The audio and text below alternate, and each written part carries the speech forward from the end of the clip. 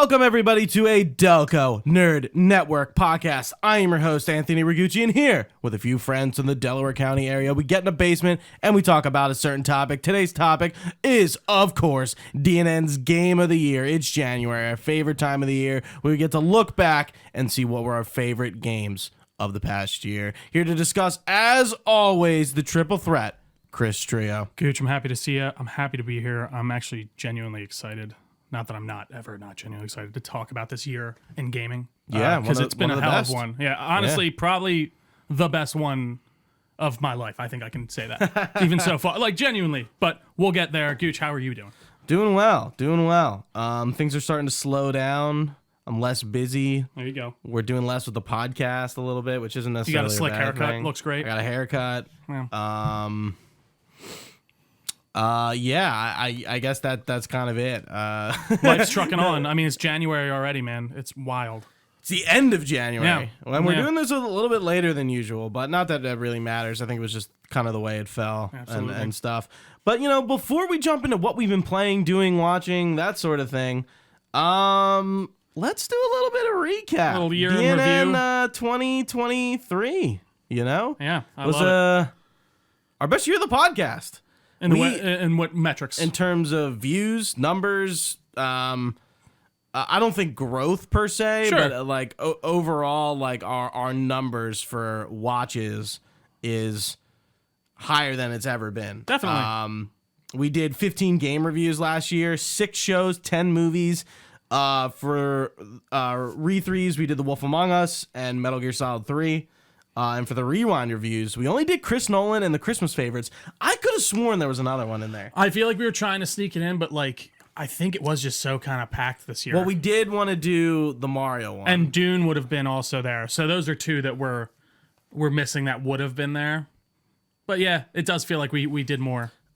Yeah. Enough. Yeah, but I was looking at the metrics for the last year and one of our best podcasts.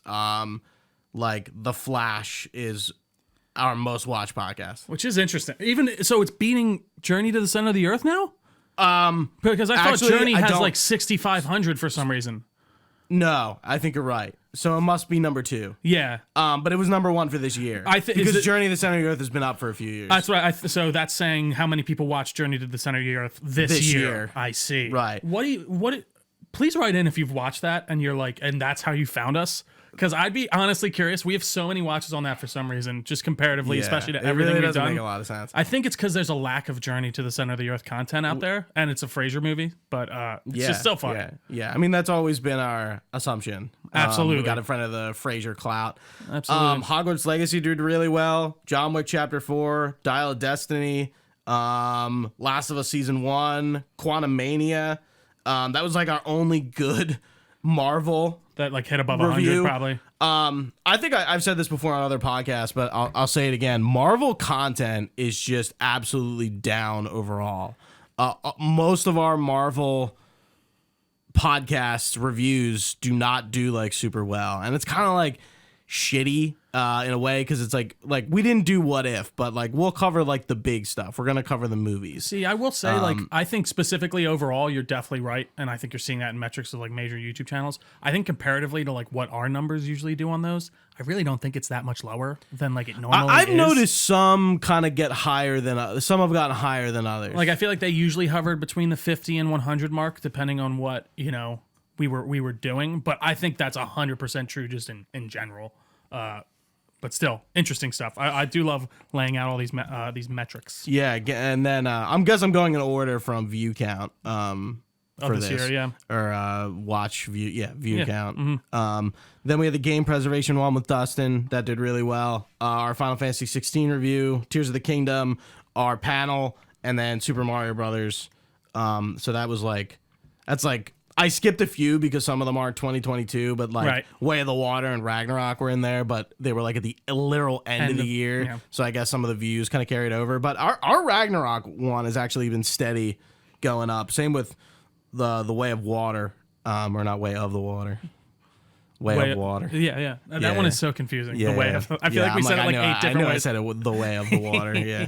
And yeah, I mean, one of our biggest things last year was too many games. Hopefully Absolutely. we'll be returning this year again and doing Absolutely. another panel. We'll definitely be submitting to that. Dustin coming on was awesome. I got to give a big shout out Dustin, on that. Like, Dustin that was, coming on was awesome. it was a weird, and I think we said this before. It was a weirdly surreal moment in the way of like that's a podcast we watch all the time, and then to have him on screen talking to us while we're talking, I was like, this feels weird. And it was very cool. Also very cool of him to being come. at the Too Many Games That was panel awesome. was really Yeah. cool. So big shout out to Dustin Furman of Last Stand Media. We appreciate sure. his friend of the showness Absolutely. there in a few different ways. And another friend of the show. Emma? Yeah. Emma. We got Emma on for the first time this year. We kind of did an episode in August, kind of highlighting her. So there are two like bigger guests, I guess, for 2023, and then she came on and did the Christmas favorites rewind review, which was fun. Absolutely. Hopefully we'll get her on again at some point in time. But yeah, Emma's a blast to get on here, and I'm glad we could give her a little bit of a platform. To kind of like advertise her business because she did make the table. Her links are always in the description of every podcast because of that. So feel free to recruit her efforts, especially now the holidays are done. I'm sure 100%. She has some more availability. 100%, yeah. Absolutely now. Yeah, and I mean, speaking of Emma, we did have our two first female guests on, in person. We've had a few females before virtually, Right. but Emma, as well as Jess Sharnagle, who came on for Final Fantasy 16, that was... shout out to Jess. I didn't even realize. It's so funny how the year Didn't blends realize that together. was- It's like that's this year. Yeah. Jess should be coming back on for Rebirth as Awesome. well, so that'll be fun. I don't know when we're going to get to that, since it's a, FF7 Rebirth is like a meaty RPG. Who Right. knows when we'll get to that. That's coming out at the end of February. That was cool. I mean, that was something we've always talked about, and it was just like, okay, like our female guest pool is only so large. is not huge. Yeah. So it's kind of like, all right, I will, if I see an opportunity, I've kind of gone for them. There was something, in the similar vein where we were like eyeing a female guest to come on, but it just didn't really work out, and it was like, shit, it was going to be like earlier than actually those two. But yeah, it's nice that we can get some female representation on, especially with games and just being in games journalism. That's also She's still working for the same cool site, too. I assume? Yeah, she's still working for Fanbyte. She's still Awesome. on their Final Fantasy 14 team. I forget her title, content manager. Sure. I think something like that. But yeah. 2023 was great. Fan Expo, by the way. This is I think that's in May this year. Did you want to try to submit a panel for that? We could, yeah. Is like that early that's May. the other one that we got called for on in the last like week or whatever? Yeah. Yeah. And I'm No, I mean, why I'm not? still kind of like sitting on the same thing. I'm like, if we submit a panel and they do the same thing and they not- tell us a week ahead. Yeah, and it's like, And I think we had to buy badges for that too. oh. Which is silly. I'm Yeah, like, that you're is gonna make us. silly. You're You're gonna giving be us like, a week notice, telling us to buy badges, and then just being like, I mean, yeah, like good I idea. went to that con, Sure. but like I went for one day. Yeah. I'm like, I like, yeah. One I'd love to do next year. I don't know what we'd submit from it. Too Many Games is planned already. Right? No, Prep. absolutely, and I mean, we'll The definitely top is be prep. at Yeah, that's what you were just talking about. Too Many Games or Fan Expo. We'll be at both. We'll hopefully be at both, regardless. Yeah. But I was talking about both. Gotcha. I was like, yeah. And then even I was, Dave DeGessian, he was telling me about he went to PAX Unplugged this year. Yeah, I would did actually he? I think he was talking we should get a crowd next year and go together. I always know PAX Unplug is kind of around. Yeah. I've always known about it. I'd be curious but to check it out for like a day like or two. if somebody was like, "Hey, Gooch, do you want to go to PAX Unplug?" I'd probably be like, "Yeah," but it's just like it's always fallen. It's in December, Right. And it's always. Did he go? Yeah, he did. I think they Okay. went for a day or two. Yeah, like it always falls in like a weird time frame. Mm-hmm. It's like really like not in convention season. Right. So I've always been like, yeah, it's like December. It's a busy time for a lot of people. One of my coworkers goes and she mentions it to me. Well, a few of my coworkers have gone and mentioned it to me, and I'm like, yeah. And I'm like, again, I'm not like super into tabletop. I guess we've gotten into D&D more over Definitely, the years, yeah. but yeah, maybe it is worth the day trip. Even just to like, maybe go get a cool thing of dice, just see some random maybe minifigs and stuff like that. I think it would be cool to check out, especially, price depending if it's not too wild. But and then they just announced Last Stand Live 300, which we'll definitely, I assume, will be attending. Right. Yeah, but So yeah, it's nothing to do with us. no, it's just We're just gonna it's go. all these live events, and then we got it's wild how much stuff is kind of happening this year. But I will be there also this year at too many games. So yeah, you would my definitely first be appearance, there. yeah. I'll look into Fan Expo, see what's going on. I'm not even sure what I want to do. Sounds good, man. I haven't even thought about it because we could still technically do that Suicide Squad Kill the Justice League one. Remember The fall that of we Rocksteady Games now. or like the talking about like the live Marvel services, game, yeah. Marvel and DC games being like live service because there's a few of them.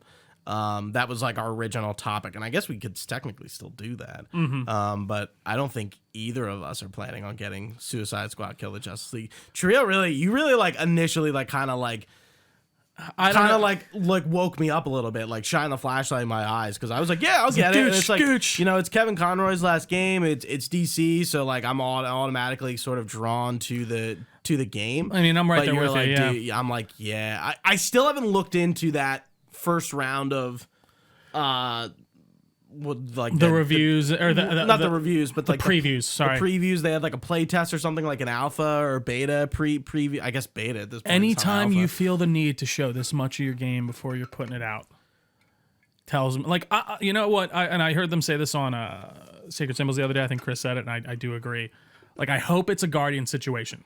I do hope it's like one of these things that I'm missing something, and like maybe it's gonna come out and like everyone's like this could, but like I don't know why this just looks so disconnected, and we'll talk about it in my biggest disappointments of this year.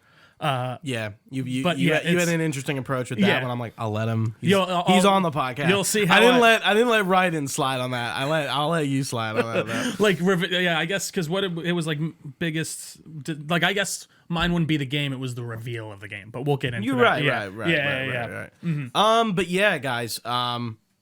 The last thing I wanted to talk about in terms of talking about the podcast, how we did last year, was like our goals for 2024 with the podcast, because I guess we're going to we're always looking to grow and expand, and It's the ultimate goal. I think we have a nice cadence with shows and what we're doing here that like we're probably not going to change that Absolutely. per se, but my goals for 2024, and I asked Trio to do the same, be like, hey, like what do you want for the podcast? I was like, not even us talking about it and having like a shared goal, but like what I want us to see. So for me, it's more engagement in terms of comments on YouTube videos and reviews on Spotify and Apple Podcasts. So if you're watching this podcast, dude, like, I don't care what you have to say. I appreciate if you have anything to say. If you want to just say, good job, great video, awesome. If you want to, comment on what we're talking about, great. You want to tell us how much you love the podcast, great. Do that in the reviews. Give us the 5 stars. If you have Spotify on mobile, go watch a podcast on there. Then give us the 5 stars. Give us the 4. Give us the 3. Just don't, probably 2 or below. I would say don't do, but that's give us the honest thoughts. We like the honest thoughts, but lean toward the 5 stars. Give us whatever star you deem worthy. But an engagement's hard. I think I like our numbers, and I think like if we get the engagement up, I think that's what we need. And in turn, that also goes. Well, that gets us into the algorithm, right, and stuff too. The more comments we have, and everything. I would like to see the Discord grow. I love our little community. Obviously, like with any Discord, and I don't think you're in a ton of Discord, so maybe you wouldn't know this, but like there are always more lurkers than there are active people who participants are engaging, and I do appreciate all those guys in our Discord, Dilly, Fred, Colin, Penza, just to name a few. Chris, Connor. Who are constantly engaging in the Discord and posting links and, chatting about whatever the fuck, because that's really what it's about. It's just about the community, and, I try to be super engaging, and I know we're a small podcast and I can easily do that. Sure. It's definitely easier for us. I'm not in communities where hosts interact with their community Discords like that much. So like I don't I would always hope to continue to do that, realistically, and I guess like assuming we're not gonna like become assuming like we don't pop off. right, that's like the thing. I was like I would always still want to be myself, because I do enjoy starting conversations and having discussions and whatnot. So that would be my goals. Absolutely. Trio, what do you think of for 2024? What do you want? What do you want from this? What do I want? I want us to really try to get those kind of odd reviews that we are missing. And I'll even go back to something like, I think, you know, Mayor of Easttown, I remember we went back and forth on that when that came out. Yeah, you were. I was like, I don't know, this feels out of our wheelhouse. I do think, thinking back, you know, maybe we do need to expand a little. Not even expand. Like, I want to start making sure we get those reviews, like I mentioned in the group chat, the other, like Mission Impossible. Like, I'm kind of sad we missed that. Yeah. Or even like a. Well, we didn't you know, miss it. We chose not to. Review that's what I mean. Yeah. So yeah. like, I think like there like movies like that, for instance, or like even like a Top Gun. Of course, we wanted to do that. That's a far back example, but like, of course, we wanted to do that, but we just couldn't find the time. It's like certain things like that, and even like I was talking about Percy Jackson. I understand, not really, like you have no connection to it. I don't really want to watch it. I think like my only like I love it, and I agree with you. Yeah. My only thing would be like I wish we could like I don't want to be caught in the show is out and you go, yo, we should review this. No, absolutely. Then that causes me to go. Yeah, no, I know. It's definitely because if it's we like were you like, said. hey, X is coming out, especially TV. Not that I want to do less Marvel, but we need, like what Trio's saying. We need to branch out a little. Yeah. We need to branch out into doing like a Mayor of Easttown thing. If something is related to the area, we are the Delco Network. We should probably fucking cover something that was filmed. It wasn't about in Delco. Our area. Yeah, it was filmed here. Oh, it wasn't filmed in Delco though. Mayor of Easttown? Yeah. Yes, it was. Is Downingtown Delco? Well, the area. Yeah, but it's the Philadelphia area. It's supposed to be in Delco. No, is it supposed to be in Delco? It is, yeah. Oh, I thought it was supposed to be. Easttown is like a media Conshohocken hybrid. Gotcha. I thought it was just supposed to be. No, it's Coatesville. It was filmed in Coatesville. That's because that's. It's filmed all over this area. Well, no, I mean it was when my dad worked as a city manager there. They mostly filmed like they redid the whole like gym in the high school for it and things like that. But yeah. So that's kind of where I'm at in the way of like. And I think that's a good point, and you're right. I think Percy Jackson, I guess that was one that I didn't see coming, and they are only like half an hour episodes. I'm like, I'm actually really enjoying this. Maybe I'll poke the bear about it. Yeah. I mean, like I knew about it, but like did you watch those movies at all? It's completely missed me too. No. My girlfriend like filleted me. She's like, "How have you not seen these?" I'm like, I know no about it. Yeah, but you know what? Like when I saw them, I'm like, kids thing. Sure. And I will say it doesn't. Like just didn't. I don't really care about that. No, and that's understandable. Series at all. So and I know like friends of the show, Casey and Penza, they're readers. Yeah. And they watched it. Who knows? Maybe they'll hear a reach out soon in some way. Who knows? Yeah. Yeah. So that's kind of I think where I'm at in the way of like what I'd like to achieve because I think we got good ones. Like I'm glad we did Indie last year. And, John Wick, I'm happy we did. Those more kind of, outside the colloquial branch. And I think with all of those reviews, we actually were, like, on it months before we're like, we want to do this. But there are always, like Percy Jackson was literally, like, 2 days, or yesterday, I think you were like, would you want to review this? Just because, we'll review it, but, like, I don't know if I really want to watch that. Yeah, and I get that, I do. I guess that's on me, but it maybe if not saying that you need to do this, but, like, even on my end, if we go, okay, like, hey, this show's coming out, like Halo season 2, maybe we could talk about it right now. Yeah. It's like you said you weren't gonna watch it. I'm definitely gonna watch it. That was a like you're mad. I was like the comments about it's that. It's part of me just like that whole thing. I'm just like, are you guys mentally challenged? Like there are certain things like I'm sorry. But like it's like the Suicide Squad kills the Justice League. I'm like, how do you read this situation? I mean, so incredibly off. I don't think the comment was too outrageous. What was his comment? What was the comment? About the sex scene wasn't necessary. No, I don't think that was the helmet thing. Yeah, the helmet thing was the one that I think I really got annoyed at. I was like, let me ask an actor who I have like connections with, Tommy Earl Jenkins on Twitter, and he follows me and stuff. And I'm like, you played a masked character in a game that is like very narrative focused.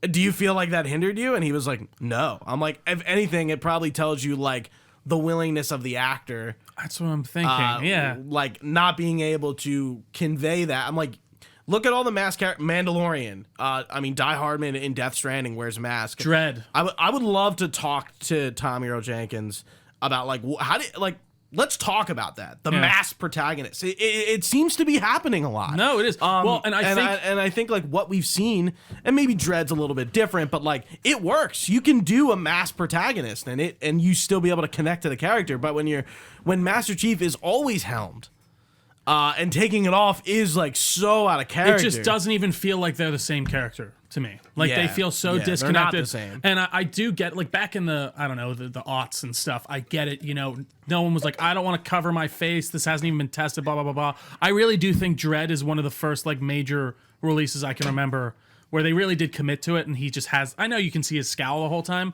but I mean 90. Yeah, you don't know that's Carl Urban unless you know his voice and you know Right. you know.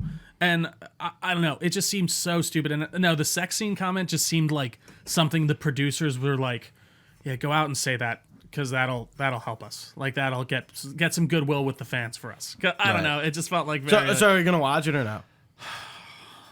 We'll see. We'll see. It's in a few weeks. Not that far. Like maybe I'm wrong. Maybe I'll give it the chance because like this is actually even like I've been adamant with Suicide Squad. I'm like, I've been very critical of it. Should I play it?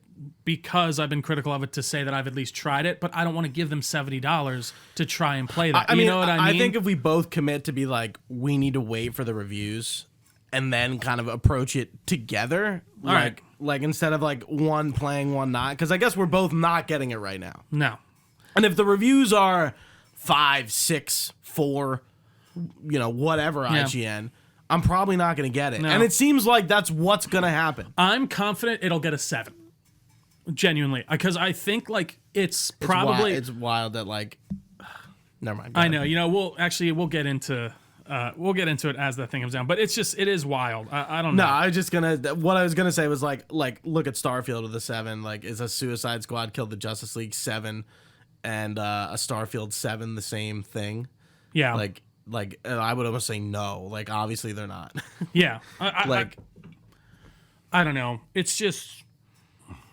It's such a sad story. We'll get into it with my disappointments. I don't even want to. But yeah, we should. I mean, like, another one I think we missed was Gran Turismo. It's a video game movie. It would have been cool to review it, even though we both don't play Gran Turismo. Sure. And aren't racing guys. Like, it would have been probably a good movie to come in and be like, all right, it's a like video maybe we game. should make the effort. Yeah, I agree with that. I mean, that one was kind of weird too. Summer was busy for both of us.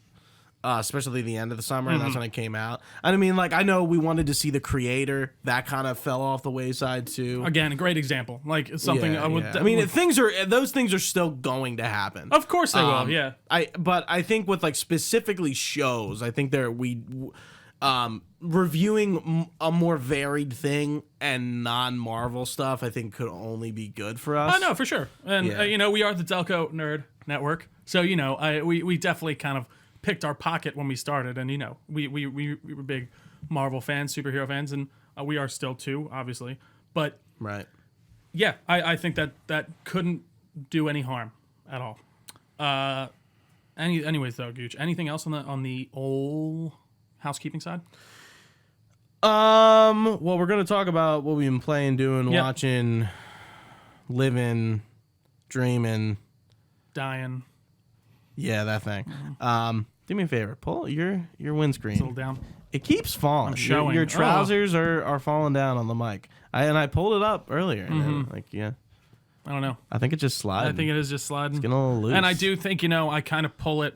I'll pull it down sometimes. So maybe when I do that, it slides like that. Yeah. So that's probably it. Pull up those little undies for me. I'll be a little more careful. Your mic's butt is showing. It's crack. It's crack. Yeah. It's a little microphone crack. Yeah. But man, it's been a while since we have podcasted. We've done the monthly podcast. And by the way, episode 100, I guess to cap it off really quick before we go into that, I'm kind of surprised. We will be doing a 100th Delco Nerd Network podcast episode special. Celebration some kind. I've talked to you about that, right? Not like specifically what we want to do. Oh, I have a plan. Oh, okay. All right. Should I reveal that? No, let's save it. We'll talk later about it. Yeah, I was like, I have this cooked already, but I don't think I've talked to you about it. So that'll be in March. And we don't really know what we're doing for February yet, per se, for the monthly. No. We'll see. We'll get there. But yeah, let's talk about the games, the things, the TV shows, the movies we're up to. I got a pretty extensive list, especially of games. How do you want to flip-flop it back and forth? Do we all want to go at once like we usually do? I think we do have some overlap. Sure, you go down your lists. I'll chime in where I'm also playing. And then we'll go to me. All right, so first up, I returned to the world of Cauldron Lake. back in Alan Wake 2 for the final draft, the New Game Plus DLC that dropped. I did finish it. Free, right? That was totally free. Yeah. Just an additional New Game Plus that kind of wraps up the story. Going off of the line, it's not a loop, it's a spiral from the end of the game. So, like, this ending is the final draft of, the game. If you played Alan Wake 2, you'll get it. And there were some not substantial changes, but like I feel like the changes that are there, they're easily noticeable. The menu page scripts are different, some of them. Okay. You can kind of see where Alan Wake, like if you go to the manuscript page, you can kind of see the page and like things are crossed out. Right. You can see what pages have changed and what haven't. And then the intro and the ending especially is different. Like very different. Yes. Okay. The ends. I see. It's like the true, like really the true ending. Yeah. Yeah. But like, and there are some more Easter eggs with Darling, Dr. Darling from Control, but not a ton of like. I wouldn't say it's like you need to jump back immediately. Right. Like I did because I really liked the game, and I did find like it was a bit of a slog. The combat on the like going back, like it's funny looking back at a review, like the combats. I think it's super simple. We're just like, I don't even want to fight. I'm kind of just here for the narrative. Sure. And I was like, and there's a new difficulty which I played on. I forget, Nightmare. Yeah. And there's no new achievements, which kind of sucked. Sure. But is what it is. Right. I'm definitely gonna check it out at some point. It's all I wanted to give myself a little breathing room between them. And with this playthrough, I did all Saga, then all Alan. So I just played it differently. It is clearly meant to be played flip-flopping. Now that I played it like that, Saga's part is longer. Like she is the main character. Alan Wake's parts take like 4 hours. Yeah. Like it's not long. But it's very clear, like now that I've played it like this, I'm like, yeah, if you played it like this on your first time, I think you kind of did a disservice. I think I did, mostly. I think I like played almost I played I was like good chunks. I switched back and forth, but I'm pretty sure I was pretty heavily ahead with Saga because I remember I was getting to the parts with Alan and I was like, oh, this is where they were talking and this is what he was saying during that. But I do think that is still an interesting idea that they did put forth, just like kind of playing them as you will. Yeah. Mm-hmm. So it was cool to kind of like approach the campaign at a different angle. Nice. But doing Alan Wake stuff all in a row was much better than like Sagas. Right. I just found I'm like, oh, this is like really like drawn out. And especially since I wasn't into the gameplay as much, I was kind of just like breezing through. Right. Darling, he plays Alan too, right? Doesn't he? Yep, he's the voice. He plays both. Yeah, he actually comments on it in one of the videos. He's like, it sounds like me. I was like, yep. That did blow me away when he told. I was like, oh, I had no idea that wasn't that guy's voice. It makes sense because I mean that's how they did it even back in the day with. Max Payne. Yeah, and just other companies like Assassin's Creed. Like it's a shame he passed away. The voice actor for Max Payne. Yeah, that does suck, man. I wonder how they're going to treat... He was only like 50 something, right? He wasn't super old. I don't think so. It's a shame, yeah, because like I wonder how that affects going forward, if they're going to use Alex Casey or not. It does suck just because he's got such a like noticeable voice, like individual voice that it's I mean, really but I guess the recasting with David Harewood instead of Lance Reddick ended up working out pretty well. But that still confuses me. I haven't seen we've gone over this because like I don't get how they would have replaced him in the time that Lance Reddick died. Well, if you think about it, he has no game part of the game, so they just have to film it. I imagine the filming. I guess that makes sense. Probably last. Well, like, or they could just the non-game engine portion, the filming of those real life parts. I imagine were last. I think that's a good possibility. I think it's also, if you're right, I didn't even think about him. He's not in the game whatsoever, like in the gameplay parts. No. Okay, that makes more sense to me because then you could just go back and reshoot that like a movie.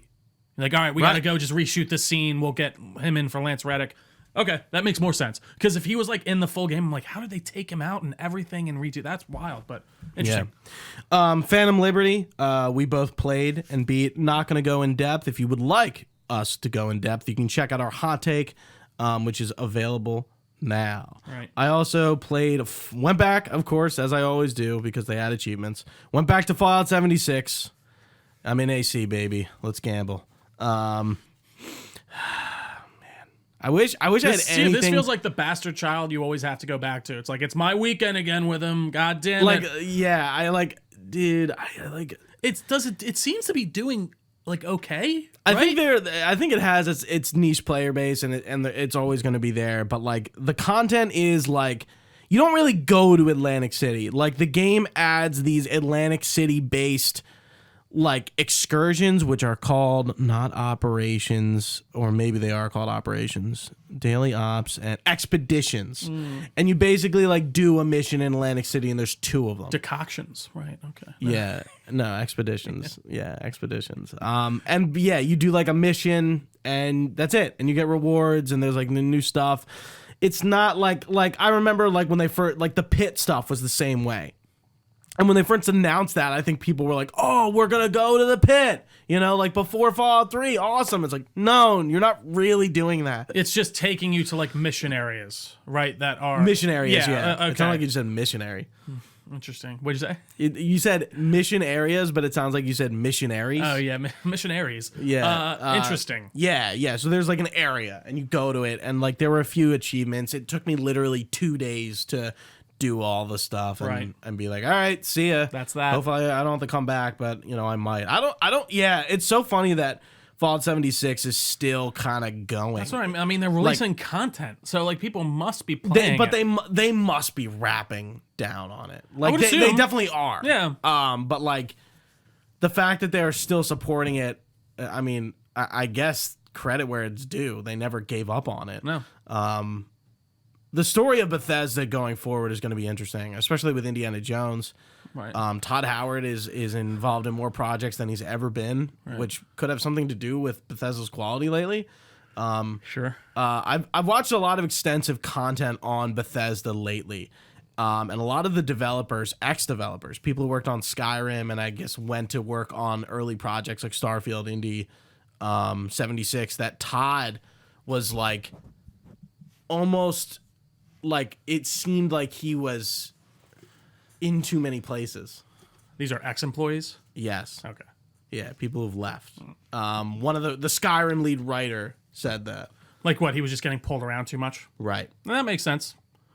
So I mean, because it did feel like he was only working on Skyrim back then. I mean, Indy is like, that's Bethesda, but that's Machine Games. But it seems like the incarnation of it, and I mean, we just saw it, you know, at the Xbox Direct. This is post, we're recording, what's today? 21st of January. Yep. So, and you know, he's in that Direct and he talks about it. It's a Machine Games game, the Wolfenstein devs. Yeah. But it seems like the incarnation of the story to do this idea is from Todd Howard. Yeah. So like, you know, how much is he involved? It's a good question to ask. Definitely. I'm really curious. I mean, Indy looks great. I'm very excited for that. But yeah, I don't know. It is wild to me that Fallout has lasted this long, 76, just because of, especially with that rocky launch. But I'm curious to see when they really kind of put it out to pasture and like what is that team? That's a good question. Like, what is it? I can't remember like who, because that's not the main Bethesda team working on that. That's not like Bethesda Studios. No, I think it's Austin. So yeah, I don't know. Very curious. Yeah. What else? We've both been playing the Callisto Protocol, right? Yeah. Which is very ironic. We did not plan that. No, it just kind of lined up. We both, like, you're playing through Callisto for the first time, right? I went back for the DLC, going back for some of the achievements, doing the modes. Why don't you start us off with that? How are you enjoying Callisto? You know, we reviewed it. I'm not sure if you like even remember that conversation. I went back and like revisited a little bit actually, and the podcast. Yeah, I think you can, check that out. I was actually listening to a few of them because it's so funny. I didn't realize that came out not last December, but the December before that. It's wild. I picked it up. It was on sale. I wanted to give it a shot and listen. It's definitely Dead Space inspired. It's much more cinematic than Dead Space was. There are really interesting parts of it. I like how they kind of focused on the melee combat, but it does feel a little like flat in the way of how far it can go. The gunplay was interesting. The enemy types could have been a little bit more varied, but you know, for paying $15 for it, I enjoyed it a lot. I actually did. I found it interesting. I thought the story was a bit hard to follow, but Yeah, overall, it's a bit weird. Yeah, it is. Overall, I mean, I liked it. I had fun with it. It wasn't as short as I was expecting, but I did kind of take it a little bit at a time. I didn't shotgun it. But overall, I enjoyed it. It kind of feels like the first game, obviously, it should, in a series where, like, okay, you could really bounce, like, off this and probably go somewhere pretty cool, but they're never going to be able to do that. I mean, because Crafton, like, that's what Dead Space does. Yeah, exactly. You know, Dead Space 1 and, like, where 2 and 3 eventually go, it's, like, Dead Space 1 is the jumping off point. Yeah. And I don't know, just for $150 million, I think that game costs. Like, when I can get Control, and they apparently spent $60 million on that kind of does blow me away. And don't get me wrong, the game looks gorgeous. I was just gonna say it does. And at launch they didn't have the performance mode. Yeah, I played the Final Transmission and the Riot mode in the 60 frames, and then when I went back for the hardcore difficulty, I played other way. The fidelity for those two modes, the 60 frames for my replay. What did you play on? Performance. Okay. So I didn't know that was not at launch. So that's interesting. Yeah. I definitely don't remember it being there. Yeah, I didn't run into any like major bugs or anything. You know, I have played this game a year after. I mean, Crafton, what's his name, left that, right? That studio's like basically shutting. Yeah, it's done. Yeah, or striking distance. Crafton's the publisher. The publisher, yeah. Yeah, the South Korean developer. It just feels weird, like that they, I don't know, went certain ways with it, and like PUBG Universe. Well, and apparently, it's so funny. I was listening to the Last Stand guys talk about it, and there was like, there's really no links in that, and like it seems like maybe they took them out, all the links, and that's why the world feels a little bit barren. And like that's the other thing, you'd run into like, you know, in Dead Space, there's an extra room off to the side, and you go in there, and there's, you know, like a health pack or, you know, something worth picking up in there. With Callisto, I felt like I was wandering in this room. I'm like, man, this room's like dingy and disgusting and detailed, and like I love the like scene design. But like it's just like there's nothing in here. I don't know I guess I'm in here to like look at it, and I'm like, yeah, the implant bios that you find from people are not like there's really nothing to them. There's nothing anything. Like I died. It feels that's what they are.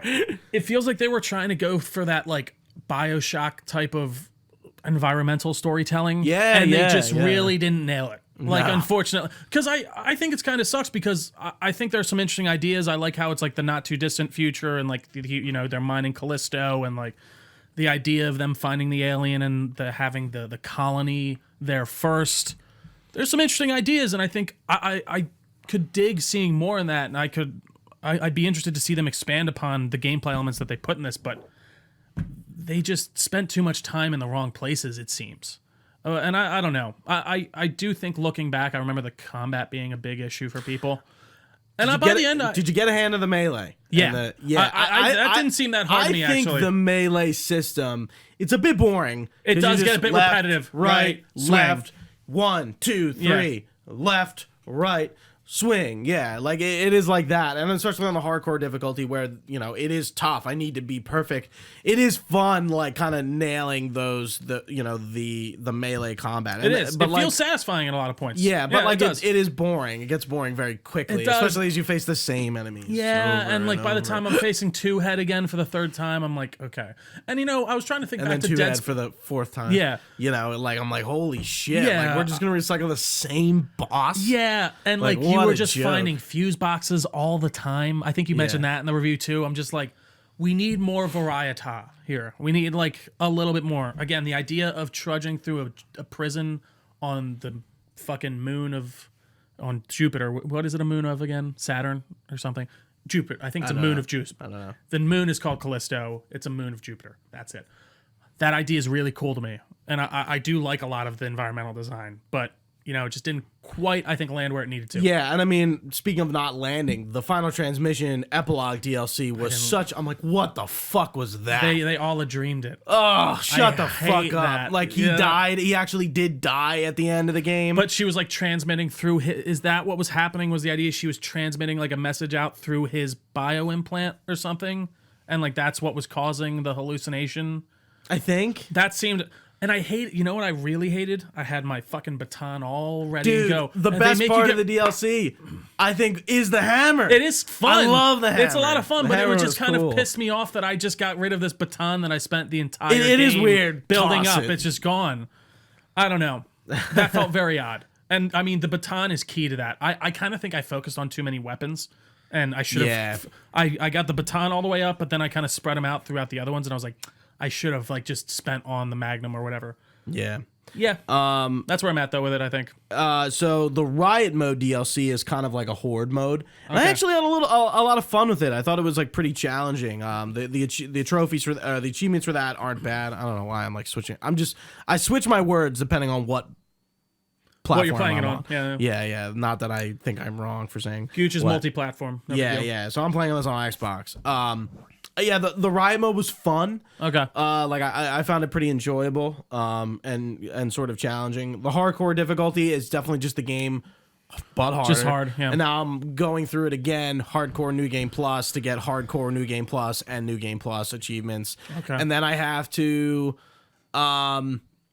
max out all the upgrades in the game, which I'm like, how the fuck am I gonna do this? I think you just have to new game plus it again, right? I have to new game plus it, but I'm gonna try to figure out if there's like a glitch I can do. Because there like, does seem to be a very certain finite credits. amount of money. Yeah, Like it's yeah. like it's the So I have to put the difficulty down so I get more money. And I'm just like, oh, that's gonna be a grind. I And then- think I and- am gonna go for the platinum on it too. And then there is contagion mode, which I think is a permadeath mode. I'm not exactly sure what it is, but apparently the contagion mode without dying is pretty difficult. Like there's one for beating it, contagion mode, and then it's beating it without dying. But I'm not exactly sure what the mode is, and that'll be my last run through. Yeah, I'll just get the platy and then I'll be done with it. And then, you know me, I Yeah, don't need I'm the not 100. gonna do Yeah, that. I think I literally just you can apparently get it all in one playthrough. I think right. Like the whole What? main game. When I was on Power Picks, it was like you can get all the achievements in the first run through if you want. Yeah, if you followed the followed the guide, yeah. Oh, It was interesting. you looked at it before you started? No, at the end after I finished it yeah, because I yeah. only have like 7 left. Yeah, and I I think you can like I know this was like this when the game first came out. You can like put the difficulty up to maximum. it's for the not last- anymore. They patched it. I think. Yeah. patch it out. Okay. So you'd start it on maximum difficulty, then move it down to easy, and then before the last boss, you'd move it up to hard, and then play, and apparently that would unlock it. yeah, I mean the last boss is literally the last encounter, so I guess you could leave it. Yeah. Yeah. Interesting. Yeah, Callisto, interesting enough. Still playing MGS3. Oh, nice. I started it at the first of the year. I'm doing a non-lethal run, doing all those bosses non-lethally, trying to find things I didn't find, getting all the camos, the face paints, the weapons. And then I think I'll have another like playthrough or two left for the achievements. The achievements aren't too bad. Like I have to find all the mushrooms and the animals and that sort of thing. So that's just been fun. And playing non-lethally is pretty satisfying. It like the first playthrough, it is kind of fun to let loose, but like especially the end non-lethally and like the Fury, who was like just as annoying as he was the first time going up against them. I'm like, I do find like non-lethaling the boss is a little more satisfying than just kind of mowing them down. I feel like that's like my thought on most stealth games. I totally agree. Like it's like because you can easily just kind of mow through like an area in a stealth game, but like when you sneak through and you really kind of just make your way. The Splinter Cell games are great about that too. Yeah. Well, Trio, I've done something no one else in this world probably has done. No. No one you know has done this. All right. And no one you know, listeners, has probably done this. All right.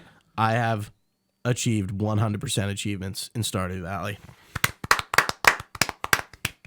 I fucking did it. I am the ultimate farmer. Oh God, it took me a while. Dude, yeah. I mean, how many achievements do you have?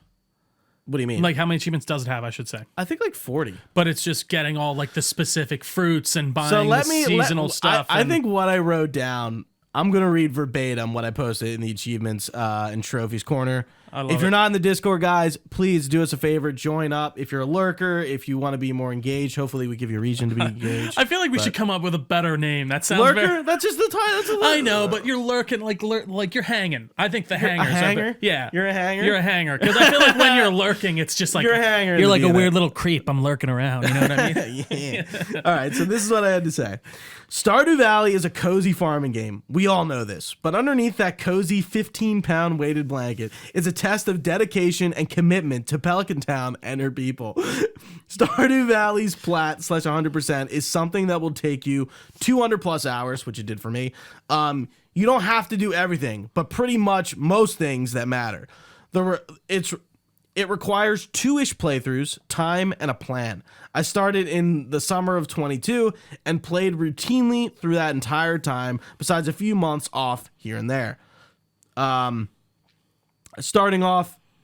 Start off having fun, enjoy your new home in Stardew Valley, but by year 3 or 4, that's when you need to kick it into achievement hunting mode. I was plagued with one achievement glitch, getting bugged, which required me to re-get 8 villagers to 10 hearts with a duping glitch on console. It only took me a few hours IRL to grind out giving rabbit's feet to the entire population of Stardew Valley. Does everyone like rabbit's feet? Or is that rabbit feet is a universally loved gift besides Penny. Penny's the only person who doesn't like the rabbit's foot. Know that. That's but good rabbit's to know. foot are universally loved gifts. So I started out, so I had to do a Joja run. And I just duped a bunch of stuff to make money, and then I just go the Joja Mart route, which is basically the community center, but you buy everything. Yeah. And then the community center turns into a Joja manufacturing plant. If you want to go down that route.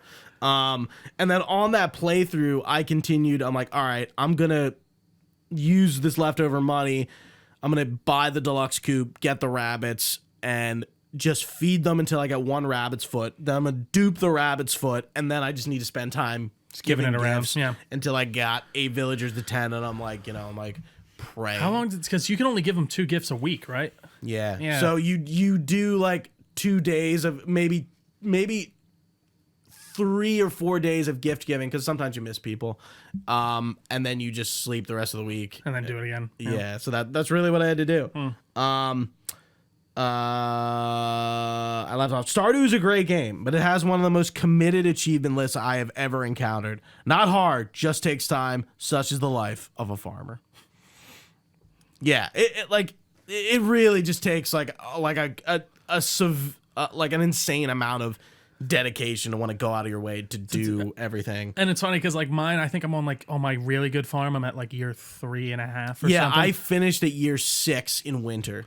And it's I'm at that point. I feel for a non-achievement hunter person, I kind of have everything that I care about. I could definitely go that step further, get all the towers. I need to finish. Yeah, I didn't do any of that. I need to finish stuff I didn't do. Yeah. I need to finish the island. I didn't I did get through to the end thing, but I don't know. Doing the island is required for the 100%. You need the with recipes. The walnuts, right, and stuff. Yeah. Okay, because you have a farm there that you can do too. That was the last thing I unlocked. And I never really I had some things growing on that farm, but not really much. Yeah. Because it's hard. You got to get out there every day, right? Yeah, I mean, I guess you can get the teleport. You can get the tower. That would and like I said, there is just a level of dedication you just don't You don't have to do everything. I didn't do everything, but you have to do a lot. Very of specific things. Yeah, like the recipes and crafting all the things. So that was the hardest part of what recipes I need and how do I get them, and all right, I need the radioactive stuff, and I'm I gotta wait for the keys quests, right, so I can do the mine can go radioactive, and then I gotta get a few of those ores, and I only need 20 of them, because I need 1, and then I'm done. Right.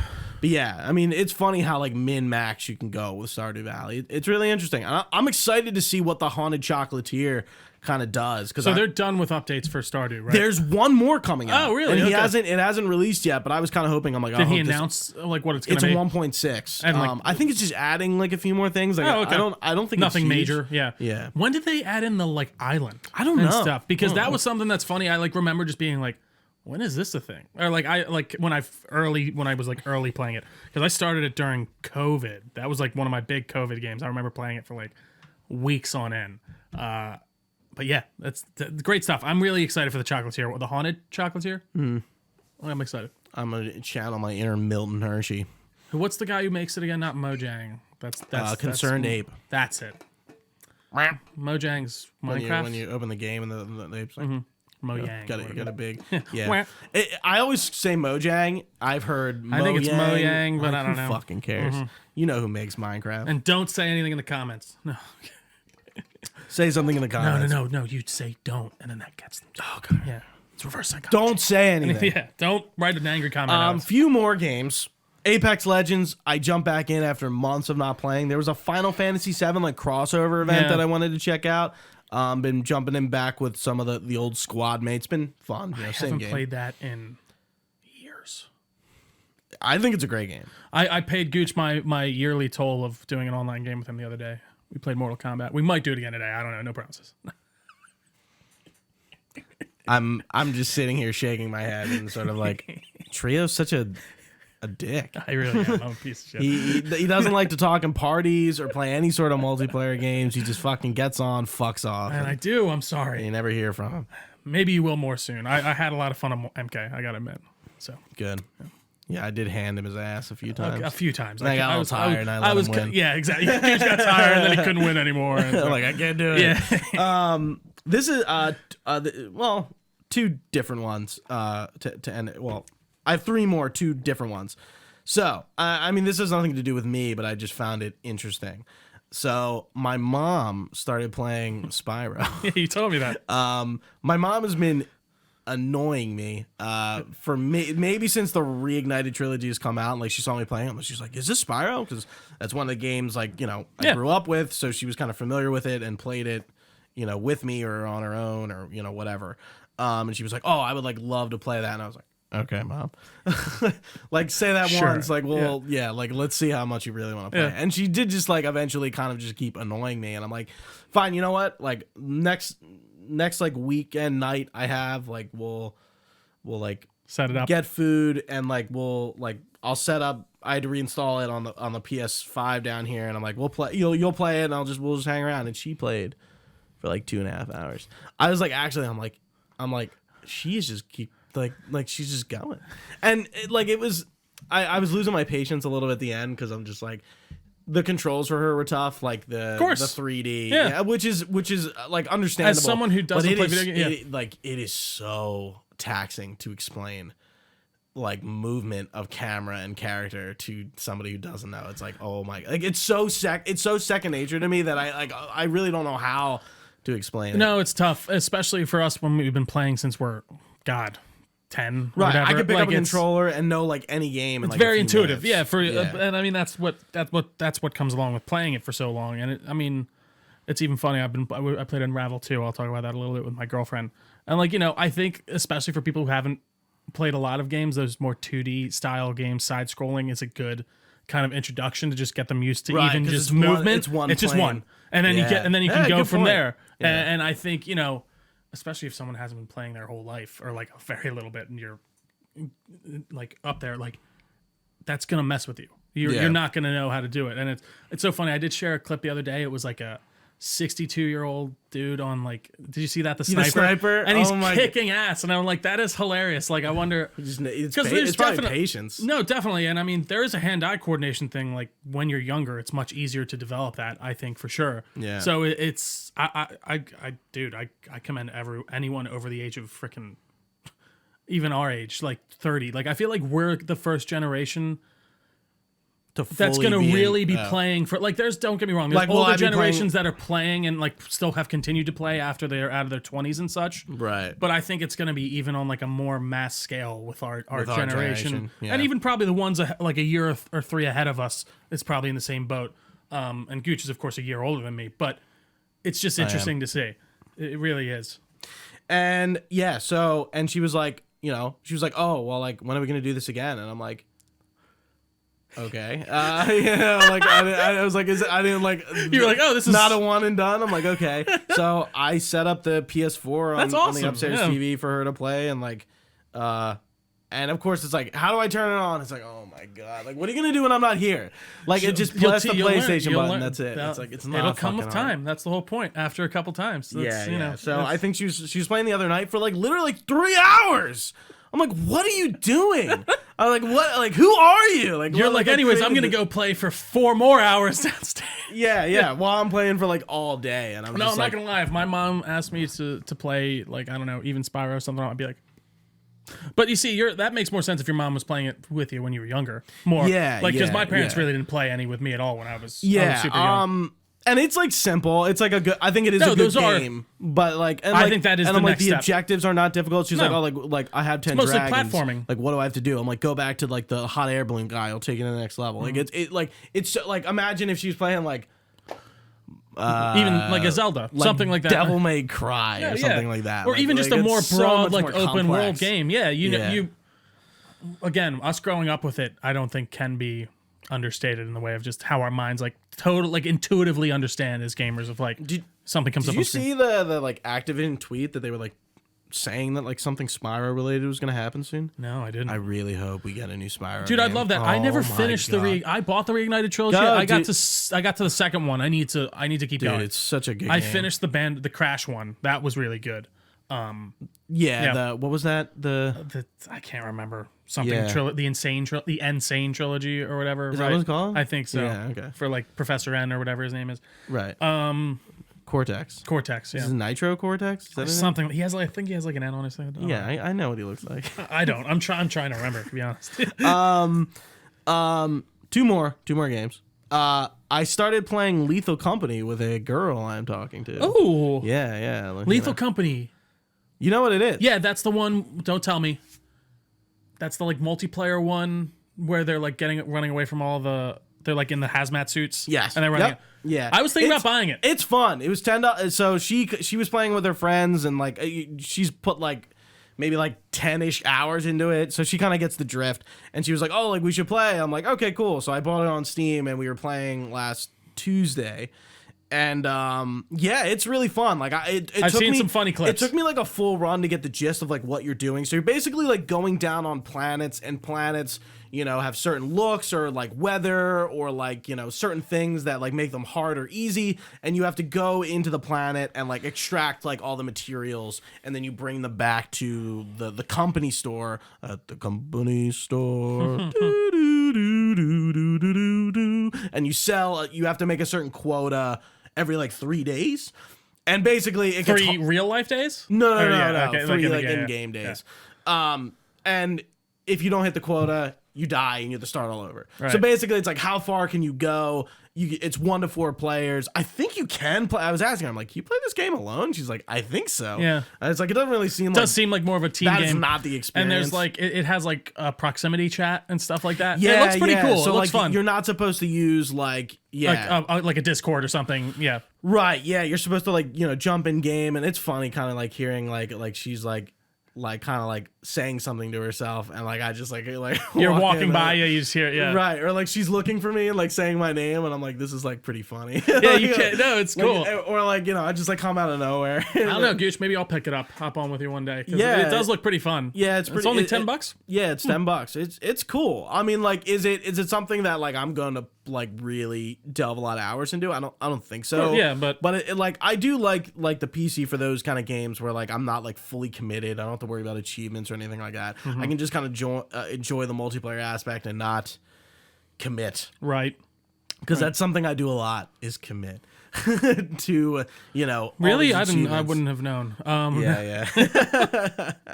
But yeah, that's been cool.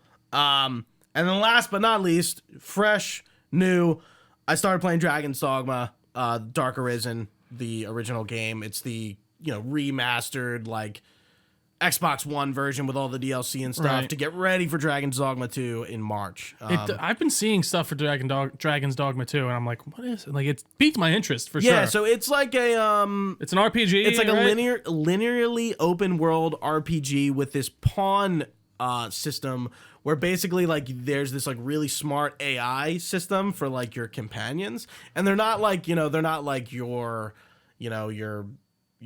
Mass Effect squad or anything like that. That has their own, right. It's like they're random people, and they like kind of come up like adventurers almost, maybe like hirelings, and like Baldur's Gate 3 would be a good equivalent. Sure, but their AI is like really good. And that's kind of the game's like gimmick mechanic that, you know, that's like the selling thing. And I played, I actually was streaming on Discord from Discord on Xbox to our Discord. I might try to do this more. And me, Mr. Pungyung and Dilly D's were kind of hanging out in Discord, like talking about whatever, playing the game. Andre, Mr. Pungyung, is a fan of the game, so he was kind of like, giving me the crash course and stuff. And yeah, I put like 3 hours into it yesterday. I'm looking forward to, playing more of it and preparing for the sequel, because that was like, all right, I got time. I got Stardew off my plate. I got Alan Wake off my plate. I'm not really playing any other game right now. And I think the games I'm getting in February are all on PlayStation, ironically. Tomb Raider, Final Fantasy, 7 Rebirth, and then I think I'm going to get Banishers of New Eden. I've been talking about that game. Again? It's the one where the one guy's alive, and it's like a couple, and like one of them's a spirit, one's dead. Yeah. I will say that latest reveal for the Tomb Raider stuff, I'm kind of interested. It looks pretty good. I think, really? Yeah, I've never played those games, so I don't know. Maybe that'll be a pickup for me, and just kind of go through. $30. That's what I mean. So it's pretty nice deal. That's really nothing. 200 achievements over the 3 games. Were you looking at the PlayStation blog article? I can't remember. I saw someone just post something on it on Twitter. I think it might have been the PlayStation stuff. But yeah, there was like a reveal of like some stuff. It looks cool. It looks really cool. I'm genuinely interested. So quickly. Movies and TV, or there's not too much to say.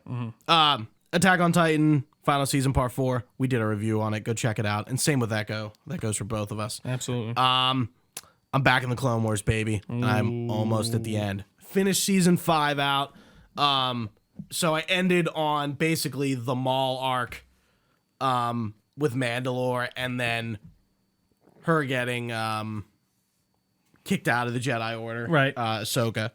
So that was great for season 5. Season 6, what a season to end a show on. It is like literally all the cut episodes from other seasons. It's literally called The Lost Chapters. The only arc from that season 6 of consequence is the Fives arc, where one of the clones is his chip starts going, right? I'm like, it's really interesting. It's a good Fives dies, and it's funny. I feel like we were talking about this like weeks ago in one chat, like talking about the chip for some reason, and I was talking. It was because I watched that episode. That's and why. I'm like, yeah. Wait, I'm like, how much does Dooku know about Order 66? Like, what does he know? What does he don't know? Because I mean, he's not around for it. He dies before Order 66, so it's kind of like we don't really know. Like, who knows about Order 66? Well, see, I thought he was the one who I got this confused, and apparently, I thought he posed as Sifo Dyas to go instigate the. Kaminoans? To do the thing, and he just posed as Sifo Dyas, but apparently it was Sifo Dyas, but he was manipulated by Dooku to have them start construction of the army, if I remember correctly. All that stuff's very odd. And then, like, even the Tales of the Jedi stuff doesn't get into that. No, it doesn't. Like, there is some, like, brief, like, oh, like, here's Dooku, like, going after Sifo Dyas. And there is an episode where they go look for Sifo Dyas. Yeah. And they find out that, like, yeah, he did die. And like somebody that was with him on his ship like survived, and like they're crazy, and they're clearly like that whole thing. Palpatine like finds out about this, and he's trying to like get the Jedi Council to like not look into this. Like, the more they start digging, like the more shit that'll be uncovered. Yeah. Right. So I forget what ends up happening there. I think they like end up like kind of like getting a cold trail, or like Dooku gets involved, like he gets sent out, which is pretty cool. I kind of totally forgot that Grievous is just gone. What happened to him? He died, remember?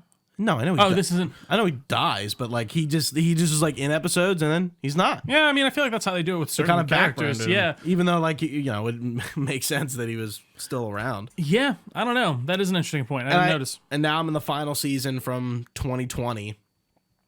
The first arc is the Bad Batch stuff. Yeah. Really enjoyed that. Yeah. The second arc is Ahsoka, not a Jedi, on the run, doesn't know what she's doing, kind of gets mixed up and gets recruited by Bo-Katan for the Mandalorian, or the Battle for Mandalore against Maul. Didn't really like the beginning of that arc. Like, I didn't like here's these 2 random characters that Ahsoka meets and like befriends, and she's like hiding it's her funny. Jedi I thought, like, roots. Yeah. Oh yeah, that arc is weird, but then it ends up with her getting her own squadron though and stuff, right? I'm trying. So I guess the next 4 episodes are the Mandalorian stuff. Yeah. And then I guess Rex is it's not the 501st, it's the maybe no, it is the 501st. Yeah, I was gonna say, her it is. unit is the 501st, Yeah. Rex's unit.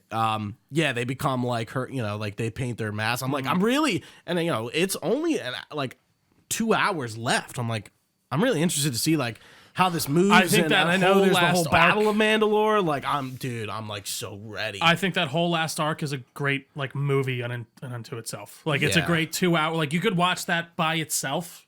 Truly, I and almost, I think it's very I almost well done. don't want to watch it. Like, I want to split it up into like 2 and 2. Like, Yeah. because like I just don't want to finish it. But like, It's I'm really fantastic, excited. and they to- mocapped Ray Park for all of that with other people. Like that was the first time they ever did that for the fight between him and Ahsoka. So Yeah. it's good stuff. It's Yeah, really cool. and then I'll be done. I don't know if I'm gonna immediately jump into Rebels or if I'll give it maybe some space for a little bit, because I guess I really don't have a rush. I tried to start watching Rebels, just the art style was really tough for me to get past. Yeah, I'll get through it. and it's weird because it's Ralph McQuarrie inspired. It's supposed to be based off of his like design, like his drawing. Yeah, the thin lightsaber. and it's just it's interesting. always yeah. comes up. Yeah. Last, certainly not least, I did watch Pokemon Concierge. Oh on yeah, Netflix. that's the stop motion one. Yeah, or the Rankin and Bass looking claymation. It was really cute. I really liked it. It's like, Karen Fukuhara is the main character. Like the dub of it is cool and fun. And yeah, it's just like, Pokemon is exactly what it sounds like. There's this like Pokemon like resort island where they like take care of Pokemon and stuff, and like this girl like, it's funny, she has like this like breakup with like her boyfriend, and like she like goes to like work at this island, and she's like, her life's like at rock bottom, Right. but she finds like new meaning working at the Pokemon Concierge, Where and they train the animals to fight. Yes. no, they're just relaxing at the Pokemon or at the Pokemon resort. I think it's what it's Gooch, called. no one wants to talk about how the entire Pokemon universe is just one big old chicken fighting ring, and it really bugs me. It was a good hangover watch. Yeah, I'm sure. It sounds really fun. I had my 10-year reunion. I was really hungover the next day, and I just watched it like first thing in the morning. It was and just like- nothing, yeah. and I was just like, what is life? I love it. Yeah, it was good. I would suggest you check it out. It's 4 All right, episodes, yeah. like 20 minutes each. I definitely might. I think it's on the list. I don't know if Tamira's is into Pokemon. I brought it up to her. She was It's really cute. Oh, I'm It's, sure like, it is. really It looks cute. very like, cool. Psyduck is very cute. He's funny. There's- Psyduck. Yeah. Did you ever hear about the Kazam thing with that? With like there was like a whole big legal battle that they couldn't use Kazam for a while because one of the yes. magicians Yes. like was like suing about it. Very interesting stuff. Yeah. Anything But else, that Gooch? is all I have been doing for the last like month, Trio. I love it. Let's get into your shit. Absolutely. So I guess I'll just start out with some movies and TV here. I did watch Chicken Run, Dawn of the Nugget. Have you ever seen any of the Chicken Runs? I've seen the first Chicken Run, yeah. Wallace and Gromit, those folks, the claymation, fantastic little movie. It follows up after the last one when they like escape the chicken coop. So and, is this the third one? I believe so. Zachary Levi actually plays like the dude in it, and I can't remember who plays the mom.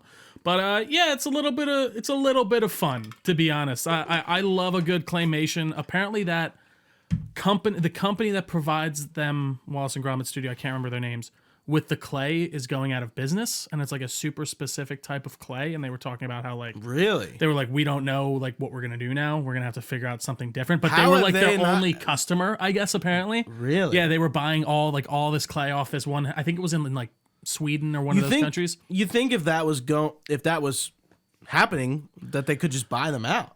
Yeah, but then it's like, I don't know how much money they're making, and to keep like just a clay studio going, I really don't know how much money that is. But I would highly recommend it if you like any of the Wallace and Gromit movies. It's a little bit of fun. It's just about like a little coming of age story about the daughter trying to fly away from the nest. They live on like this little island away from all the humans. Is she gonna get made into a chicken nugget?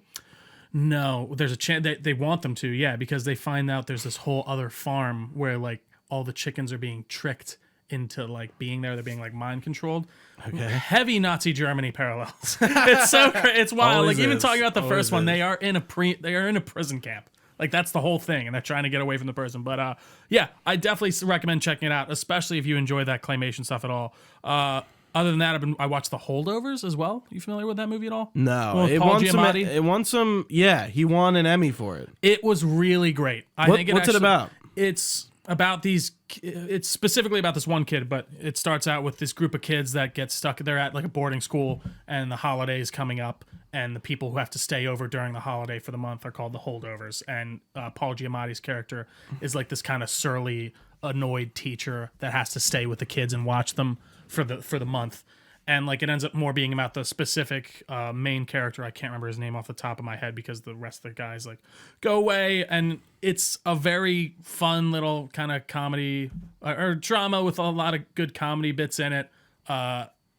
And you know, Paul Giamatti's great. It's fantastic. It's very much just, you know, a talking movie. A lot of dialogue, more along the lines of like I guess Scorsese in the way of just like character based. Nolan Sure. even. Sure. I thoroughly enjoyed it though. It was like 2.5 hours long. It's filmed in a way that's very like retro, I noticed. Like the framing of it and even the picture quality feels like it was almost filmed in the 70s. Okay. And it works very well. It doesn't overpower it, but especially at the beginning you notice it and they kind of tone it back. They add some like film grain and stuff, it looks like. But yeah, man, I would definitely recommend it. It's a lot of fun. It'll definitely be brought up during the DNNs this year. It's I think on my top 5 of last year. Just a out of the box fun movie that I wasn't expecting to like. Also been watching Percy Jackson, which you know we discussed a little earlier. I have no affinity for that series. I've never really watched any of the movies. I've never read any of the books. But it's really good. It's an interesting kind of take on the Greek mythology. I know you're saying it seemed more kid, you know, focused, which I think so definitely, but Right. I don't think it goes to the point where it's any more kiddie than like, I don't know, the first like season of Stranger Things in the way of like, you know, you're talking with children. Okay. You know what I mean? Like, Sure. or not even, I'm trying to think of a better example. Either way, I think it's more adult than maybe the trailers might give it credit for. And the main character in it, who plays Percy, is really good. Full name Perseus. Didn't realize. Of course, it makes total sense. Wait, you didn't know that? No, I had no idea. Really? I had no idea. I just thought he was Percy. I mean, it makes total sense when you get into the Greek mythology of it. Yeah, yeah. But yeah, I mean, the Trio. production quality is really great. Triple H plays Ares, and he's fucking awesome. There's somebody else I think. What's his name is in it too. He plays Zeus. He what's passed his away. name? It's what's his name? It's the black gentleman who passed away this year. Lance Reddick? Yeah, Lance Reddick. Really? Yeah, he plays Zeus. Wow. Yeah. That must have been filmed a while ago. Yeah, I mean, it was a year ago, you know, so. The girl who plays Nora Allen, and she's also in Black Sails, she plays Medusa. Oh, she does, so you don't see her face at all because it's covered because she's Medusa. So that makes sense, though. Like, when they go to see her, she's like she's dressed in like almost like a 60s attire with one of those hats that like the netting like goes over her face. Yeah, so you know can what I'm only see- talking about, though, right? Yeah, I do. Yeah, I do. Really interesting little kind of moment with Medusa. I like that angle a lot. And you know, the CG is really good. I like the casting a lot so far. You know, kids can be hit or miss when you're betting a whole kind of thing on them, and I think the child actors are awesome. I think they really kill it.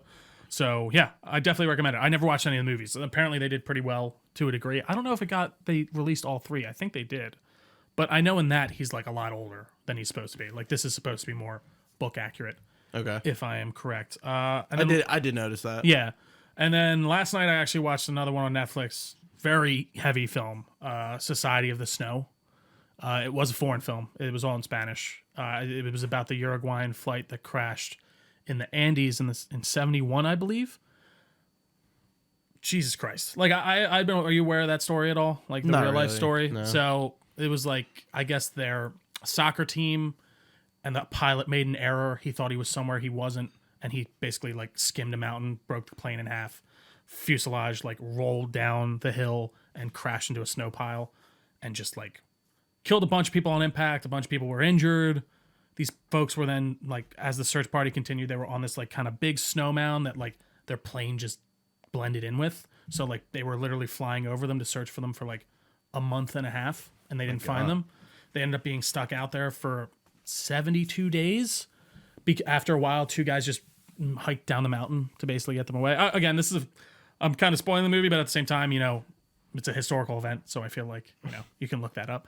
It did. But like, you know, they had spoilers. Oppenheimer drops the nuke. yeah. Like it talked about how like they had to resort to eating people because they had no food. Do they see you see that? You see they never show them actually like cutting implied. people, but like you see them off to the side like cutting, and like I think they do it in a very it's tasteful of a way. So as you can like, do that. did they like kill people who were like alive? People were no, so a bunch of people died in the initial crash, and then a bunch of people were injured really bad in the initial crash.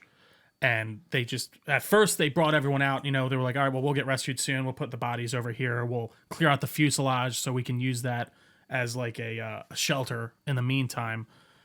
And like they're just days and days and weeks, and they're like the guy's like, we need to eat something, like they. So the only thing they ate was people. Well, they had like snacks. They went through all the snacks and stuff they could find throughout the crash, like food, Right. and like after like 2 weeks, they were like, and like I think by the end of that time, even people were like, listen, I give you like if I die, eat me, because like if you can survive, and like they. It's tough. It really is. And especially the initial crash scene of like all the like chairs cave in on each other once they like hit the snow mound, people like breaking like it was gruesome in a very realistic way, which I think it's not like a Saw, where like you're smashing someone's head. Like it just was a tough watch, and like these poor people stuck out. Like it's like day 19 and I'm like they're there for 72 days. Like it's a very good movie. We watched it subtitled. And I would highly recommend There's it. an English dub? Yeah. Oh. We started on that, but the dubs on a movie it's tough for me. Yeah. It just doesn't feel right. Especially a live action. Yeah. It just feels odd, but I'd highly recommend it. It's definitely a heavy flick. I shouldn't call it a flick. It's a heavy film.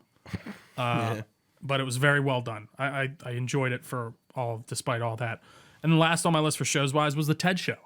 I started watching it. You did start watching it? Yeah, so Okay. I would watch like the first 2 episodes, and it's a live action Family Guy in a lot of ways, for better or for worse, if you like that or not. And yeah, I know, but I think the movies kind of focus on like the butt of the joke being that Ted's a teddy bear, and I think that's fine. I think that works. It's funny, but like this is more just like it's about the family. Ted's just acting hilarious. Ted looks great. Like the CGI looks awesome in every scene. He looks like he's really there.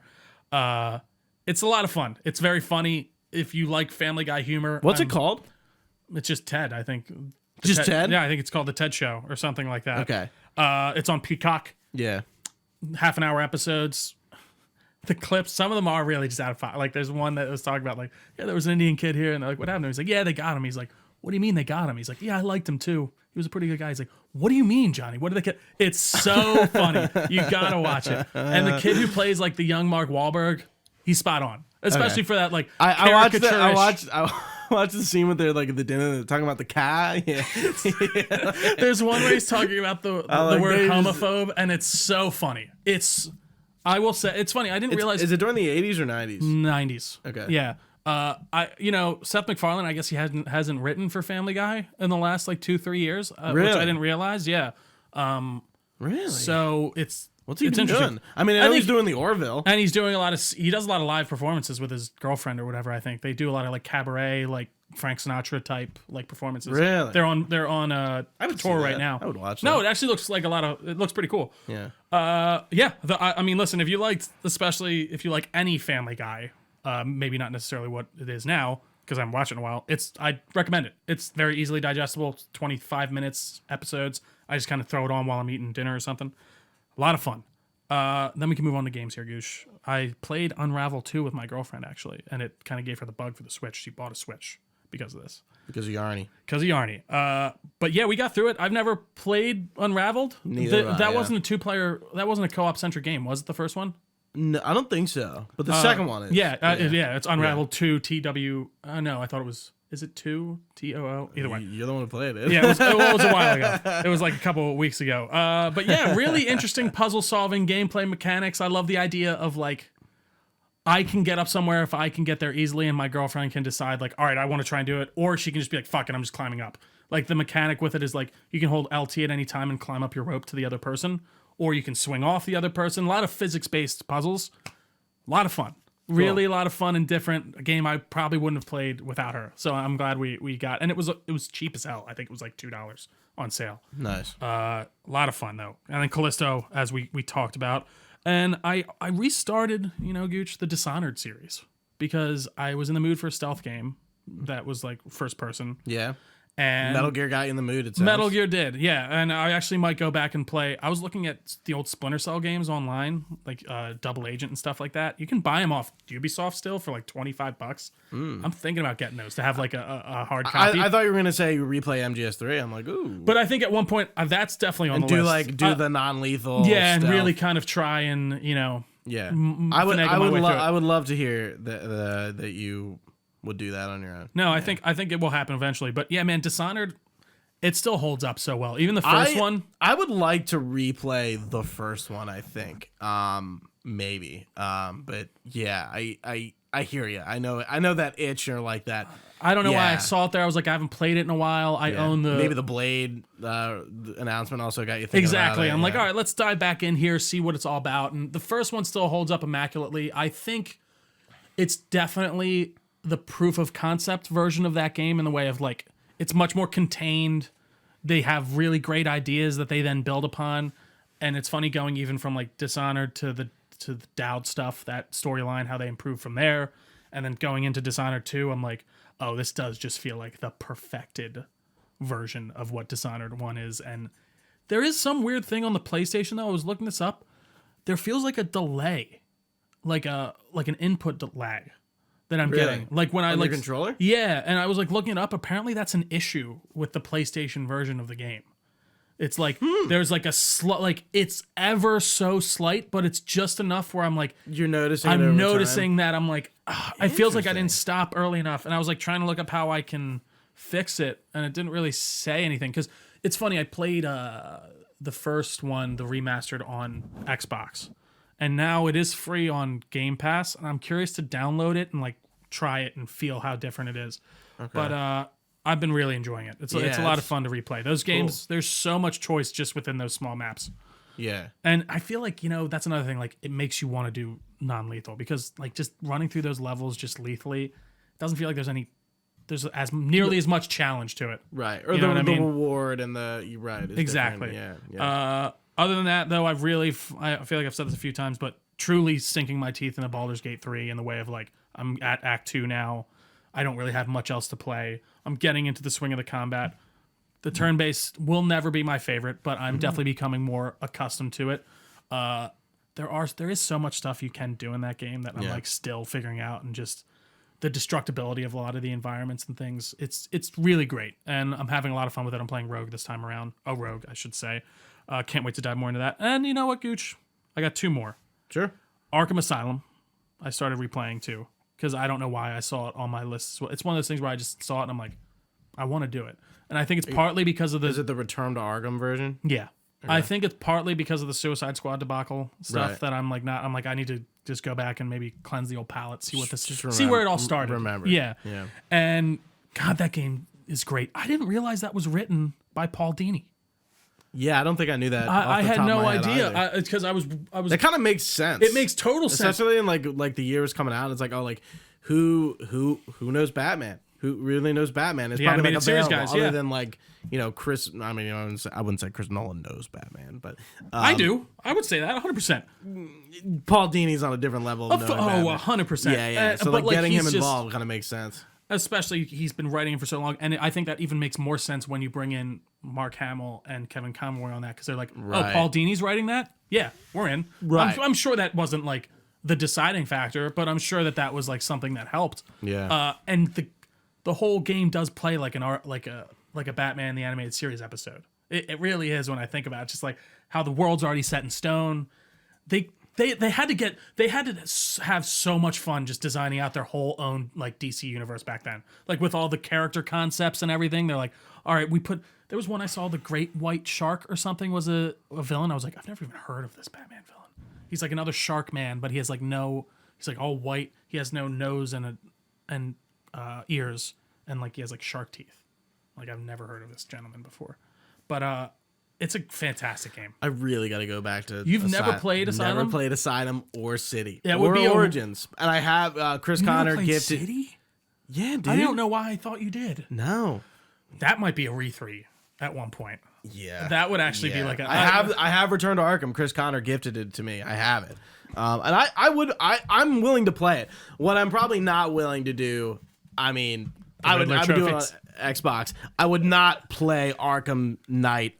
Well, there's actually no Well, I could play the PS4 version, but yeah, Arkham Knight's trophies were nuts. I would not want to do that again. But I would just play on the Xbox version, where I have everything. But yeah. It's funny. It's probably interesting the fact that I have never wanted to go back and play them. Yeah. I don't know why. Yeah, it is interesting. I mean, I feel like you're not a guy who tends to look in the rear view when it comes to games. Really? You think that? Well, sorry, let me back up. In respects of certain that. things, of like, I don't know, they're like, it does blow my mind that you don't have any impetus to play Grand Theft Auto 5. Yeah, like there's stuff like it's like weird Yeah. it's weird stuff like that. I shouldn't say you're right. You definitely look backwards and like you're playing Metal Gear 3 and all. That I live stuff. in the past. You live, and as do I. But it is just interesting. I don't know why, because those games truly do still hold up magnificently. Like, sure, they don't look amazing. The first, like, Arkham Asylum looks a little goofy, especially certain character models, but it's still a fantastic game. And then I think last but not least here, Gooch, I did purchase over the holiday break. I've been kind of dipping in and out of it. Terminator Resistance. Yeah. Same dev as RoboCop. Yeah. It's fun, and I think it's a very, what's the word? True adaptation of that original source material, and like the future feels like that T2 bleak, like blue future where everything's just destroyed. They really nailed that, but like, I do think there is something to RoboCop where I'm playing as RoboCop. And in Terminator, I'm not playing as a Terminator. I'm playing as just like a Resistance guy. Yeah. And like, I don't know. It's fun. And I think a lot of the enemy design is very cool and interesting, but it's not hooking me the same way RoboCop did, for sure. But first person gameplay, you play as like a Resistance fighter.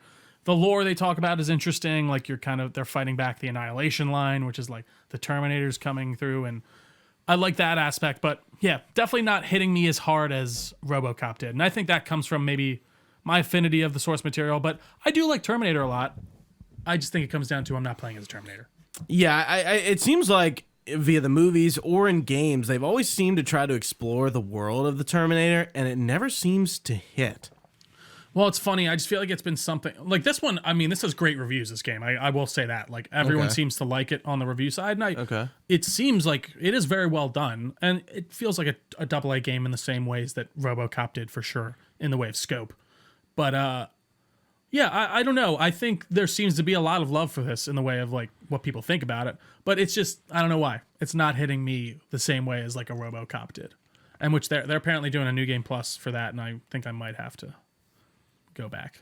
I did get all the plat for that, which was a lot of fun. Well, maybe they'll add another trophy, give you a little comeback. Oof. Yeah. Anyways, Gooch, I think that's it. Yeah. So let's get, if you've been watching this whole time, you watched through our little preamble, we appreciate it. Yeah. We do like to go a little long sometimes. Well, I feel like especially with this, we haven't done it in forever. Right. So, that is the point of the monthly podcast, to go a little long at the beginning, catch up, Now I'm gonna make sure you can get to know us a little bit about what we're playing, doing, course, yeah. That kind of thing. And again, if you have anything to say, comments, questions, concerns, things that are good for a group, let us know in the YouTube comments. Make sure you give us a review on Apple Podcasts and Spotify. And yeah, we're gonna have Amazon Music. Do they do? I don't know. Reviews. Good question. Yeah. If they do it. If you're watching. But yeah, we're now going to get into DNN Game of the Year. We're following a very similar format as to last year. I think I removed one of our questions because it was a little bit redundant, and I think added one. I think. Or maybe I didn't. No, I didn't. I just removed one because it was redundant. And it was one about like, what was your favorite game of like, I think it was like what you're looking forward to in the next year and then out of the next year, but I'm like, it was redundant for sure. Right. Mm-hmm. All right, so let's get into it. We're starting off hot with what is our game or games of the year. I guess I'll go first. Please do. I'm first in the doc. So my games of the year, in no particular order, of course. Baldur's Gate 3. I mean, like, what more has to be fucking said about this game? I guess I'll jump ahead and say a majority of our write-ins, which thank you for writing in for people who do. We appreciate that. We do. a majority of our writings were about Baldur's Gate 3. There Right. were like 2 that weren't. So it's clear from the Game Warren's angle, from our angle, from the majority angle, that Baldur's Gate like is the game of the year. Rightfully so. Trio was talking about it earlier, but that game has just done things that a CRPG has never been able to do, which is capture the zeitgeist and this big, wide scope population of people. Baldur's Gate, like, you can just do so much in it in terms of combat, in terms of gameplay, in terms of exploration, in terms of dialogue. Like, the possibilities just seem endless. And it's funny where a game like, I feel like Starfield's kind of selling point was that, but I almost think Baldur's Gate selling point wasn't that, and that ended up being the case with Baldur's Gate 3 of like, you can really just do anything in terms of gameplay, narrative, exploration, how you want to tackle things, killing people, talking to people, not doing things, like there just really doesn't seem to be an end of the possibilities you can do. I still haven't beaten it. I'm on Act 3. It's taken me so long. I'm over 100 hours in, and I kind of like that it is taking me this long, and I'm playing it in such a calculated, slow kind of way. We're gonna review it once I'm done, I guess, and I guess maybe if Trio is going to finish, I will wait for him. Which is looking likely, yeah. Yeah, it's been mostly like the game I've been playing, so yeah. So I'm excited to kind of go in depth on that when we do get to it. Absolutely, and it's kind of hard to add like so much of the conversation because like everyone's talking about Baldur's Gate 3. I know it is true. It's not perfect. I do have a lot of issues with it. Actually, I think my issues are not nitpicks per se, but actually like really big flaws. Like I feel like some of the quest design. I'll just give you a non-spoiler example. In Act 2, maybe this is information for you. There is a quest once you get to Last Light. This town there, that you can get a quest. Hey, like, you know, people got captured and you have to go to Moonrise Towers to free them.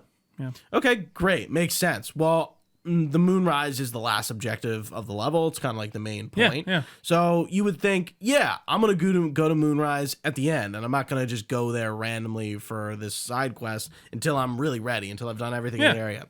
Well, that quest is timed. So if you do that, you're fucked. Yeah. You have to go to Moonrise, the last objective, early in the game to free those prisoners, or they will not be there once you get there for the end. And I'm like, where is the text dialogue thing in the quest that says journal that tells me that? Yeah. Why is this game directing me to rush to the end of it as if there is no urgency, but there actually is urgency? Like, I'm just like, this is bad design. I'm like, you got to tell me and really tell me clear that it's like, hey, there's a time. I don't know if they're going to be able to make it that much longer. Like, maybe you should think about heading there now, even though you might not be ready. Like, the game doesn't tell you things like that. And there are a few more instances of things like that. Some in Act 3 that I won't spoil for you, but it's annoying. Like, those things really got under my skin. But like, I really don't have many other issues for it. And you're playing on PC, right?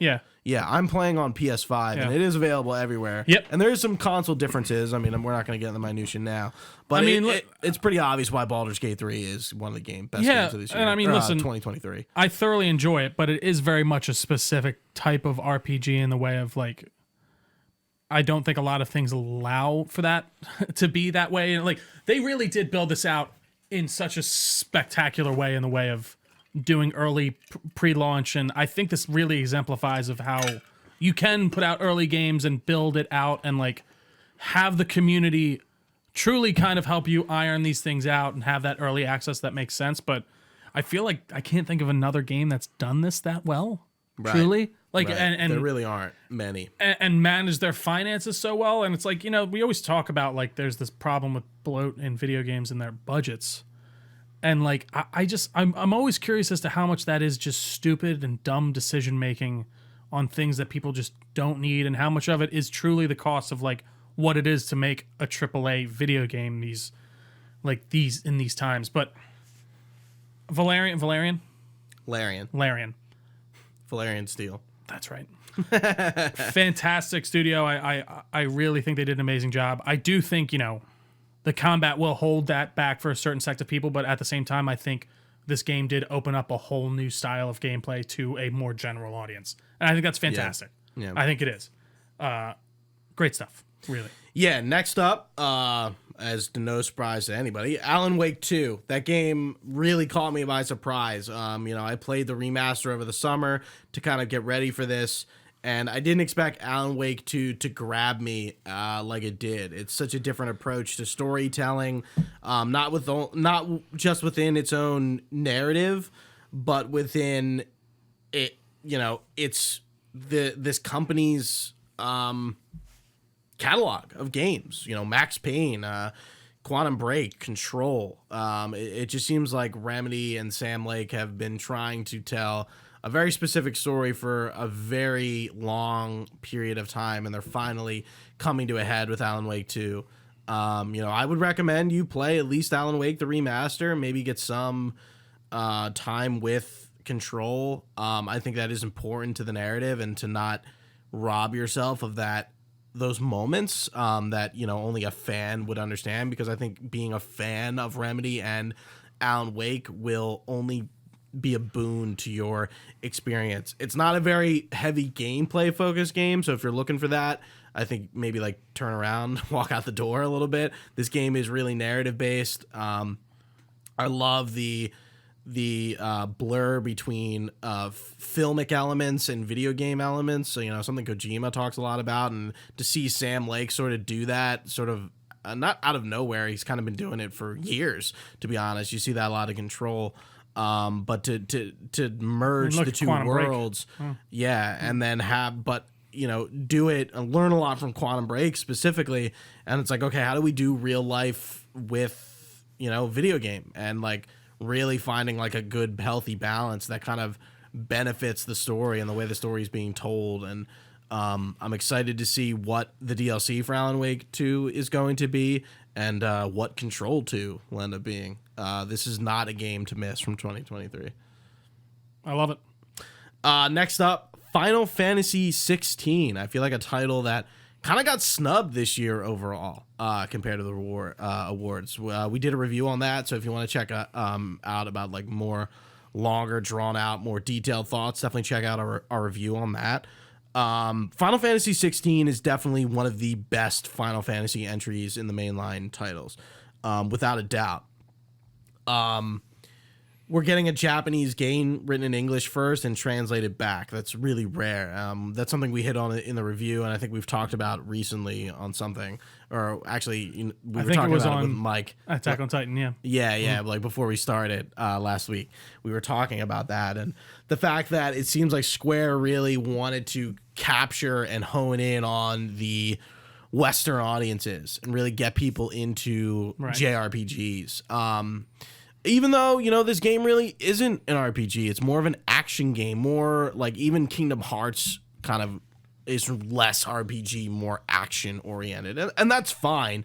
I think it got a little miscategorized in terms of what awards it was up to, but, take Can it or I say leave something it. On that? Yeah. I feel like RPG has just become this amalgam. We've talked, of just catch-all of this is an RPG because it has an upgrading system with points or something, you know what I mean? So yeah. I do think that term has become kind of not useless, but not very useful in a lot of ways. Sure. Yeah, and there is more coming with Final Fantasy 16. There's a DLC that's out now, and there's more DLC on the way. Unfortunately, I'm trying to clear other things off the plate before I go back into things from the past. Too many video games. So I haven't gone back to 16 since I finished it. What? I missed MK earlier. I meant to add that to the list. I totally had forgotten. I'm sorry. It was Keep going. I'm sorry. I didn't mean to say anything else. No, it's okay. It's okay. Final Fantasy 16 was just an awesome game. It the way it's written and its world, it's just really rich. I don't think you're getting a lot of games with these worlds built out and so fleshed out in one entry, because it's not like we're gonna get a sequel to Final Fantasy 16 necessarily. I Right. mean, we're getting DLC, but I don't think it's a shoe-in that we're gonna get a sequel. It's very rare that mainline Final Fantasy games have gotten sequels, and they usually don't turn out very well. So yeah, Final Fantasy 16, if you're a veteran of the series, if you're a newbie to the series, or maybe you've only played like one or two, I think it is a Final Fantasy for everyone. Everyone can kind of jump on and have a good time with that game. I'm looking forward to playing like the new Final Fantasy difficulty they added, and going back, like I said, and doing the like prologue DLC. Yeah. Next up, I have Amnesia: The Bunker. Definitely another a game that kind of fell off the radar of an indie title by Frictional.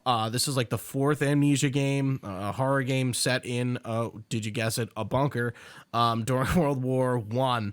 And I feel this game really kind of captured Amnesia, the good elements of it, and kind of really doubled down on like the location that like sort of Resident Evil does, where you're going through an area, and that area sort of just becomes like your house. Like, you know where everything is, and you've been back and forth, and you really become accustomed to this area you're exploring. Rebirth really doesn't do anything like that, or none of the other Amnesias really do anything like that. It's usually a linear experience. But I think it was a really interesting approach for them to take the bunker idea and be like, let's put a horror story in a bunker, and like, what does that World mean? War One horror? Yeah, that's so cool. It's a different. It seems obvious as soon as you say it, World War One horror, but I feel like it's not really a niche horror genre that many developers or writers of any sort are really tapping into. I mean, we get Nazi zombies all the time, but we don't get Nazi like whatever. Yeah, I mean, we are getting the horrors of war of World War One, but we're also there's a monster element to this, and I think they kind of blend both of those really well. I completely agree. They did add some new difficulty and new stuff. They have been updating a lot. Yeah. I've returned and kind the of AI monster and everything, like the way that whole what system was it called works. again? Oh, it was the. Does it have a name? It does. They call it a name. I'd have to look it up. It's I can't remember what those monsters are called, but they're all from that same, like, they all are born from that same like dimension. Darkness. Yeah. Stuff. Like, speaking of that, it does play off Rebirth a teeny bit. I like the world that Frictional has made with the Amnesia series. Well, and it is on my list. I will say, like, the thing that I think really makes this game so special is that they did double down on the stuff, like the survival horror of it. Because the Rebirth, it's funny replaying that. I think I replayed it last year, like early, or maybe it was around October actually. It is much more narrative focused, and like, you can't die, and like the fear thing isn't really there as much. There's elements they introduced, like with the matches and everything, that was cool, but I would love to see them do another long form story like an Amnesia: The Dark Descent, but with these ideas implemented in, like where the monsters spawning different places, where there's these super heavy survival elements. Because like, if you go through Amnesia again, all the monsters, scares, everything's in the same place, obviously. But like, imagine being able to replay The Dark Descent and everything's different. Right. Except for the story, of course. But like, monster placements, how it reacts to you, this, that, and the other. And that's one of the features of the bunker. And I think I think it's called shell shock difficulty. Yeah. And they have a custom difficulty. Like, they've kind of like made those elements clearer. Yeah. It's like, hey, like, there's replayability here of like, okay, let's go back. I'm trying to remember. It's been a minute since I played. I know you have like the power with the generator. What is your lantern in the game again? Is it a flashlight? Yeah, it's the crank flashlight, which existed. Those existed. I didn't realize. And the way they put a spin on the lantern mechanic of like, okay, like, you have a lantern, it produces light, but like powering it up, like, it's loud as fuck. Yeah, it may not be a boon to actually use it at all. Even though that's what it's there for. So like, kind of like putting this different element on the the lantern mechanic was cool to see, and putting guns in the game too. It's like, you're not really killing the creature, but using a conventional weapon to actually deal with this thing for a short amount of time. You have a bit of defense, right? Was interesting, and I can't wait to see what Frictionals does. We're big fans of them here at DNN. I mean, me and Trio always have been. They're great over there. Truly, one of the first pieces of content we ever did was with Amnesia. Yeah. So that's throwback. Really, it's wild. That's really cool. To see them tackle amnesia and their games in a different sort of way. And I feel like it just opens them up to do this in so many different... Like, they could do another little one like this in some other set era. I'd love to see them do, like, a true science fiction one. Like, maybe a future setting. Yeah, with them. it seems like Outlast or Red Barrel is kind of doing that with Outlast Trials. Yeah, like, I'm not really it's sure, like a multiplayer game. Yeah, I'm not really sure, what are we doing here? Yeah. I'm like, I don't think Outlast was good because it was like a multiplayer game. It's good at all. I think they were trying to capitalize on that like multiplayer aspect and Twitch streaming, and there's a lot of horror games that do well in that respect. So it sucks though because I like the first one. The second one, Outlast, is a bit like over the top to a degree, but the first one, they're still great. And last, but of course, certainly not least, Cyberpunk 2020. 2027, Gooch? Yeah, 2077 Phantom Liberty. We just reviewed that as well. So if you're looking for the more in-depth discussion, please go over there, check that review out. Phantom Liberty, and I really mean just Phantom Liberty. I think really kind of recontextualized the cyberpunk world in Night City for me in a way that I think the original didn't. Yeah. Coming back to the game and the world and these characters, and I felt like I was really kind of getting this epilogue that I didn't know I needed, and this heavy narrative that this James Bond espionage story with the politics and the government of the world of cyberpunk, and getting a different taste of a meal I've already had, getting like the one thing I didn't eat. You had some hot dogs, now you want a burger. Right. Yeah. It's a good way to put it. I got something different from the meal here this time around. The ending is really a highlight for me, and I really like what Cyberpunk or what CD Projekt Red did with Phantom Liberty. I just feel like it was like something special, something different that I think was missing in the original, or maybe not even missing, but just obviously wasn't there. And I think going back to Night City, I guess not for a final time, but I guess in my original journey would be the final time. Kind of seeing the other ending the game has to offer and like what that is, and like end capping with that ending was like really satisfying for me. But again, I'm not talking about like Cyberpunk as a whole. Overview, definitely Phantom Liberty specifically, because I know there's been a lot of its inclusion in the Game Awards was interesting, and people getting into it. But Phantom Liberty isn't a game, but it is. I am talking about the experience, the story of Phantom Liberty, not the improvements to Cyberpunk. Right. Just what Phantom Liberty has to offer. So flame me in the comments if you want. Let's get into it down there. But that's my games of the year trio. I love it. The more I have some honorable mentions here. Cyberpunk. Liberty I chose not to take the honorable mention approach because I feel like some of these could fit into there. Yeah, but I'm just like I'm gonna stick to my guns and just have a set. Yeah, group. there were more. These are the ones that I was like on principle, I can't have them as my game of the year, if that makes any sense, because they're not necessarily new experiences about. But Cyberpunk. It truly is fantastic. The more I think about that ending, I do feel like it feels like a retcon in the way of they were like, oh, people didn't like this that much, so let's give them a more happy ending, which I appreciate them kind of looking into and actually kind of capitalizing on that and giving V a way to kind of live on. But yeah, I thoroughly enjoyed Phantom Liberty for a lot of the reasons I don't want to repeat because you've kind of said them and said them very eloquently. Also on there was Amnesia the Bunker, which we also talked about. For the very same reasons, it's a fantastic horror experience if you love the genre, and I can't recommend it enough. It's a nice little bite size too. Other than that, Hogleg, of course, Hogwarts Legacy, I think is a fantastic Harry Potter game from a studio that didn't really have any right to do it in the way of they were making Just Cause games before, and to have to kind of step into this whole new.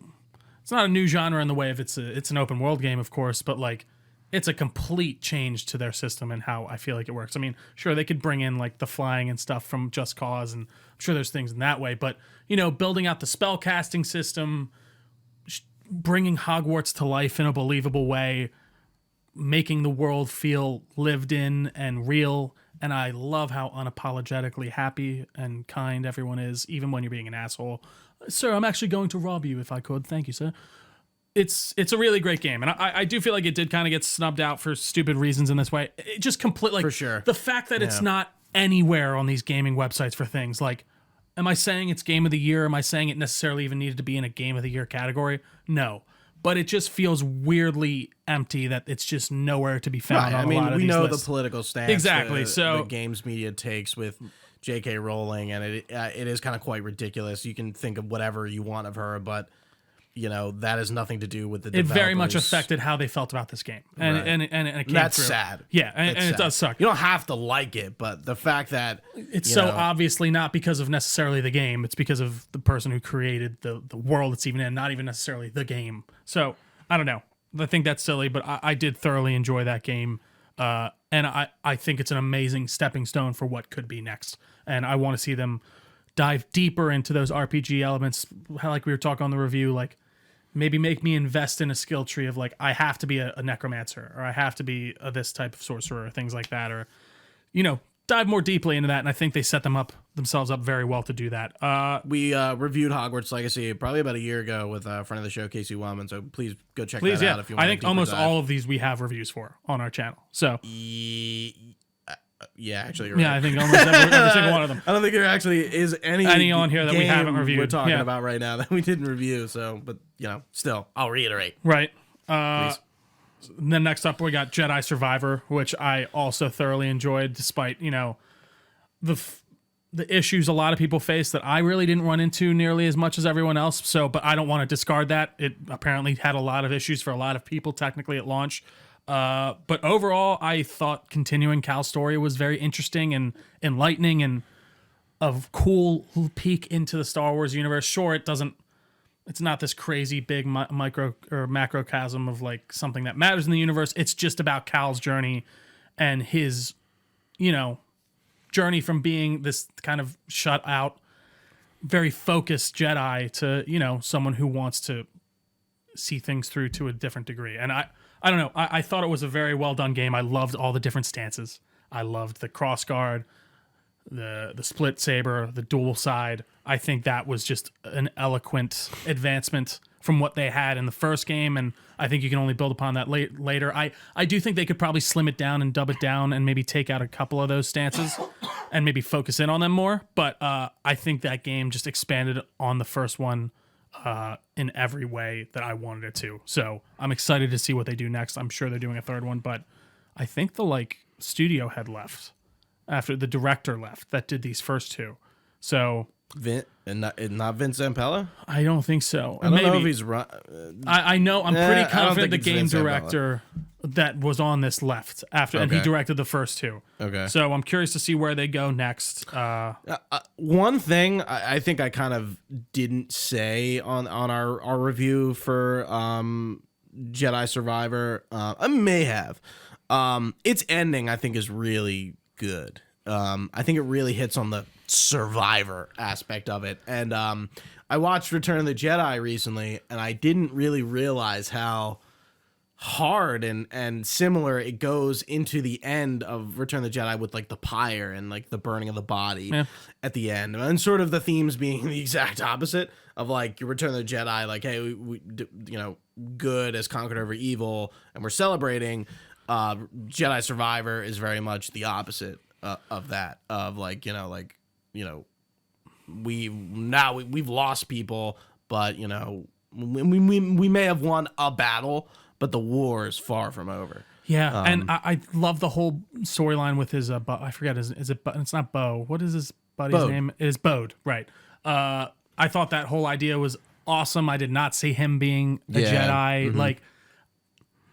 I thought it was interesting how they started out with these old Republic threats and then kind of threw them away. I think you could probably take that either way. Some people could probably be like, well, that's annoying. We just got these villains and now they're just gone for the next half of the game. But I liked how it ended up coming back to the Jedi Order and this Jedi trying to survive in his own way, and Bode and Cal trying to survive in his way. And it just ended up being a great... I thoroughly enjoyed it. It's a great Star Wars story, and it's a fun-ass game. And of course, after that, we got Starfield. I thoroughly enjoyed Starfield. I know what the conversation is, and I totally understand people's gripes with it, and I understand why it's been a divisive game, but it was what I was expecting out of the game. I had a lot of fun exploring a new sci-fi universe. I found the ship, creation to be a lot of fun and something I could dive into a lot. Of course, there's quality of life issues. Of course, there's some problems that I have with it, but it was a Bethesda game through and through, for better or for worse. And I had a lot of fun with it, and I'm definitely going to go back to it again and again, especially with the mechanic of how New Game Plus works and how that kind of opens up, even in my second playthrough, how I saw that. So for sure up there for me. And then I think to finish it off, I kind of added this here because I want to give 5. And I don't think this kind of shot to my list, but it was Alan Wake 2 for a lot of the similar reasons you said. I think it's a fantastic horror game on top of being a real kind of just cinematic and interesting story. And, you don't get that often. That was like kind of the Uncharted's of the day, back in the day, where it was this more linear experience, more cinematic. And it's cool to see a return to that. And I get your gripes on the combat, but I think the combat is what it needs to be and no more. And I'm fine with that. It's not, you're right, it's not the super involved thing, but I think it works for what you have to do. When we reviewed Starfield, I wasn't set on the New Game Plus of it. Like sort of like being like, now that I have actually beaten the game, like just kind of continuing forward with that new game.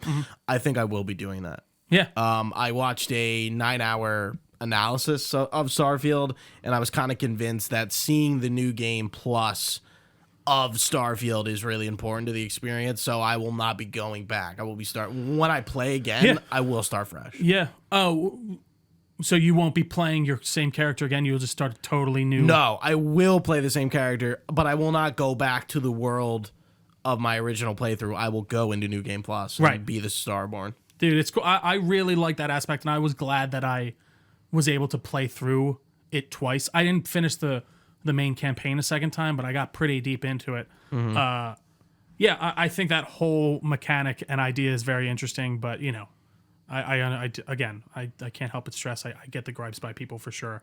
And then as far as honorable mentions, I said Phantom Liberty, but my other two were just like, Dead Space was up there. I don't feel right putting that as a game of the year just because it's a remake, but I guess I could say fuck it and say fuck all you. It is, because I do think it's truly the game I had the most fun with this year, and I played 4 times in a row and wasn't tired of it. Like, don't get me wrong, by the 4th playthrough, I was like, all right, I don't need to play this again for a while. But like on the 4th playthrough, I was like, all right, let's do it. I wasn't sitting there dreading getting through it to get that platinum. It's just a fantastic ambiance to a game. The Ishimura is so fucking immersive, I think, in a lot of ways. It's not immersive in the way of like interactivity, but like it feels super lived in. Definitely more than like the Callisto Protocol does, for example. So yeah, that's definitely up there for me. And then RoboCop, I mean, we'll talk about it later. Just a big surprise for me in general. I had no idea that game was coming. Yeah. And I think it nails that world in the ways that it truly needs to be nailed. And it brings you in, especially if you're someone that is a fan of the series. I really don't know how much you're going to get out of it if you don't love that series, being RoboCop, but it's a fantastically well-made game that's a lot of fun, and it's just a good shooter. I would definitely recommend it. And I think that's it for me, though, Gooch, on my games of the year, though. So like we were saying earlier, majority of people who wrote in for the podcast did mention Baldur's Gate 3. Hard to ignore. But one of our different ones, Chris Connor, friend of the show, writes in and says, The Legend of Zelda Tears of the Kingdom was his game of the year. It has been a while since we had a direct Zelda sequel with the same versions of Link and Zelda, and the devs have managed to add a lot to an already massive area. Felt nice to continue the story of this iteration of the princess and the hero. Thanks for writing in, Chris. We appreciate it. All of it. So our next one, what was our biggest letdown of the year and why? I'll start us off. Octopath Traveler 2 was my biggest letdown. I've talked about this before on numerous times at the beginning. This is a game we didn't review on the podcast. But this is a game I've talked about at like various points throughout the year. I think in our monthly is like when I was playing it. I think it just kind of came to me at a very wrong time. I played Octopath 1 on Xbox when it came to that in 2021 or 2. So I was kind of fresh off of that, and that playthrough took me a long time. Octopath is from the people who did what again? Final Fantasy. Okay. Yeah, Square Enix. And kind of going back to that game and realizing, man, I don't miss this at all. I feel like the sequel, like compared to when the Xbox version of the game came out, I just wasn't looking for it. I didn't want it just yet, but it came out and I was like, oh great, Octopath 2. Hype, it's happening. Excited to play it. And then I think I realized while I was playing it, I just really wasn't in the mood for it again. And it took me like almost the entire year to get through it. And that really just kind of killed my like of it. I don't really think it's a bad game. But in terms of what it improves for a sequel, it's just kind of more of the same. They didn't really improve the quality of life. I had a lot of issues with the fact that, hey, they have an achievement where you have to go get all the treasure chests and the hidden items, but they have no in-game way of tracking what you have gotten and what you have not, and that persists in the sequel. Why don't we have a bestiary or a treasure chest glossary or something I can look at to know, anything. Yeah. Right, anything. But what's great is they don't have achievements for getting all the weaknesses for all the monsters or getting all the chests, so I didn't have to worry about that. The achievement list was the trophy list was a lot less. It was much more toned down, but the scale of the game still remains the same. Sure. And I think they made a lot of improvements, but I don't think it was enough. So if Square were to make Octopath Traveler 3, I really just need to see the commitment of much more care done to the quality of life in this game. I ended up reaching out while I was going through Octopath 1 because I was running into a lot of issues, sort of completing it, and I got to a point where I was missing one thing. I didn't know what, so I had to go back through like the whole fucking game and figure out what I was missing. I ended up talking to this guy on Steam. His name is Mark V666, and he basically made an entire spreadsheet for this game to track things. And I'm just like, that's pretty great. Can you big shout out to him because he he's a big help. I was going through the first game, and I would kind of talk to him about the second game. I was going through it and being like, dude, I hate that I don't like this game, and it's really letting me down. It has nothing to do with the story or the characters or the gameplay. I think it just has everything to do with the timing. Right. And we've talked about this a few times. Dishonored 2, that happened to me where I felt like I was playing it the wrong way, and I was kind of just not approaching it the way I needed to enjoy it. I'm not really sure if that's happened to you ever. No, and I think the or the issue you may face sometimes is you do usually tackle it from the achievements front forward, right? Usually, would you say at some point in time? Sure. Would you say when you go into a new game? I'm trying to think. Do you usually you don't try and lay out anything before you're getting in? Games, brand new games? No. You just play. If it's an old game that I'm getting around to, like Dragon's Dogma, I'll look to see what do I have to be aware of anything, or makes sense? Okay. Can I just play it? With new games, I don't really. You just jump in for the first playthrough. Then you worry. Okay. Right. So, but with Octopath 2, since I had so much trauma from Octopath 1, I was kind of like, oh my God, is this achievement list going to fucking kill me or not? And it didn't, but it still took me a while, 160 hours plus to get through this game, this huge RPG. And I just didn't need it. And I don't think I should have picked it up. I don't need it. Yeah. And that's my biggest letdown. It's a bit of a weird one.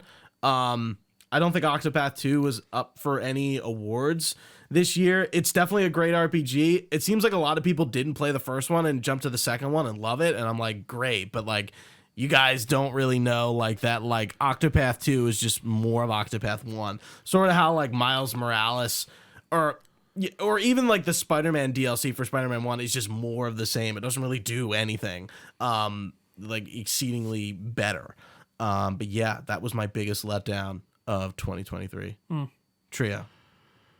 let's get to it. Let's get to it. So when you wrote this, did you mean like were you just thinking game in your head? Yeah, I was thinking game, and, No, and that you makes kind sense. of approached this from a different angle. And I didn't. Like, I said this earlier in the podcast. I kind of didn't let the audience do that. Except, well, no, I was gonna say you kind of did with this one. I kind of did. Yeah. I kind of looked at yours, and like with some other awards, I was like, all right, let's keep it kind of stringent. Yeah, this here. is just yeah. But I did for the write-in, which we'll get to after you're done.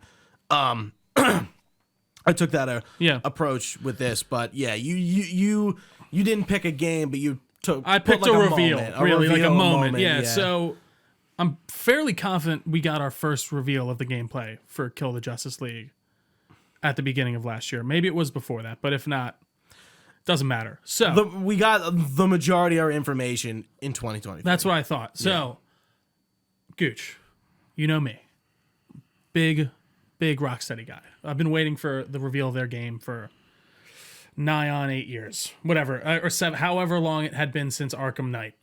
And we had heard so many rumors. There was a Superman game, maybe a Suicide Squad game. No, the Suicide Squad game was being worked on by WB. That wasn't Rocksteady.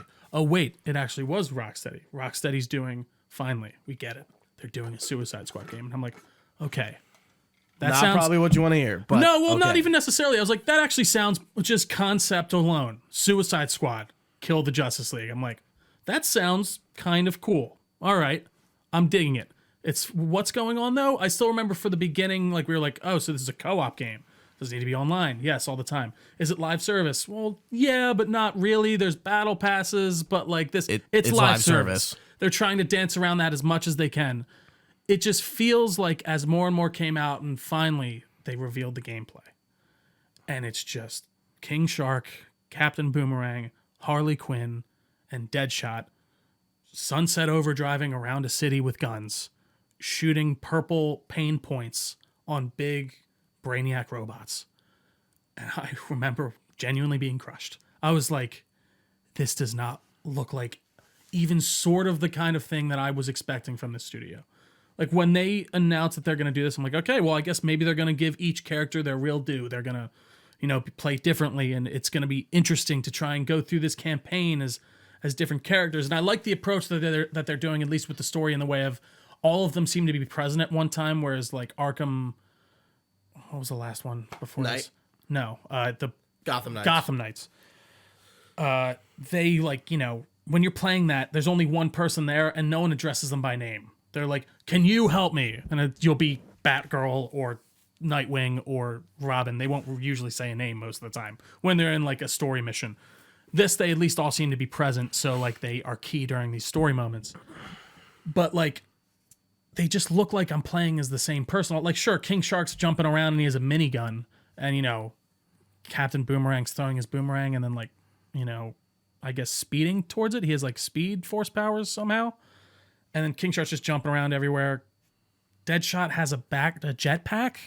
And then Harley Quinn is web swinging, for lack of a better term, just around Metropolis on nothing. She just has a bat wing that she always gets to grapple to. I've just never felt more of a disconnect from like the property that they are doing to like the gameplay that they are trying to do. The genre they're trying to use. And it does feel like something so much of a different generation before Marvel's Avengers came out, which they got to watch the whole release of. Right. And they watched that. They got to watch that shit show. And they got to watch that and then look at their thing, and they were like, no, we're good. This is fine. We're good.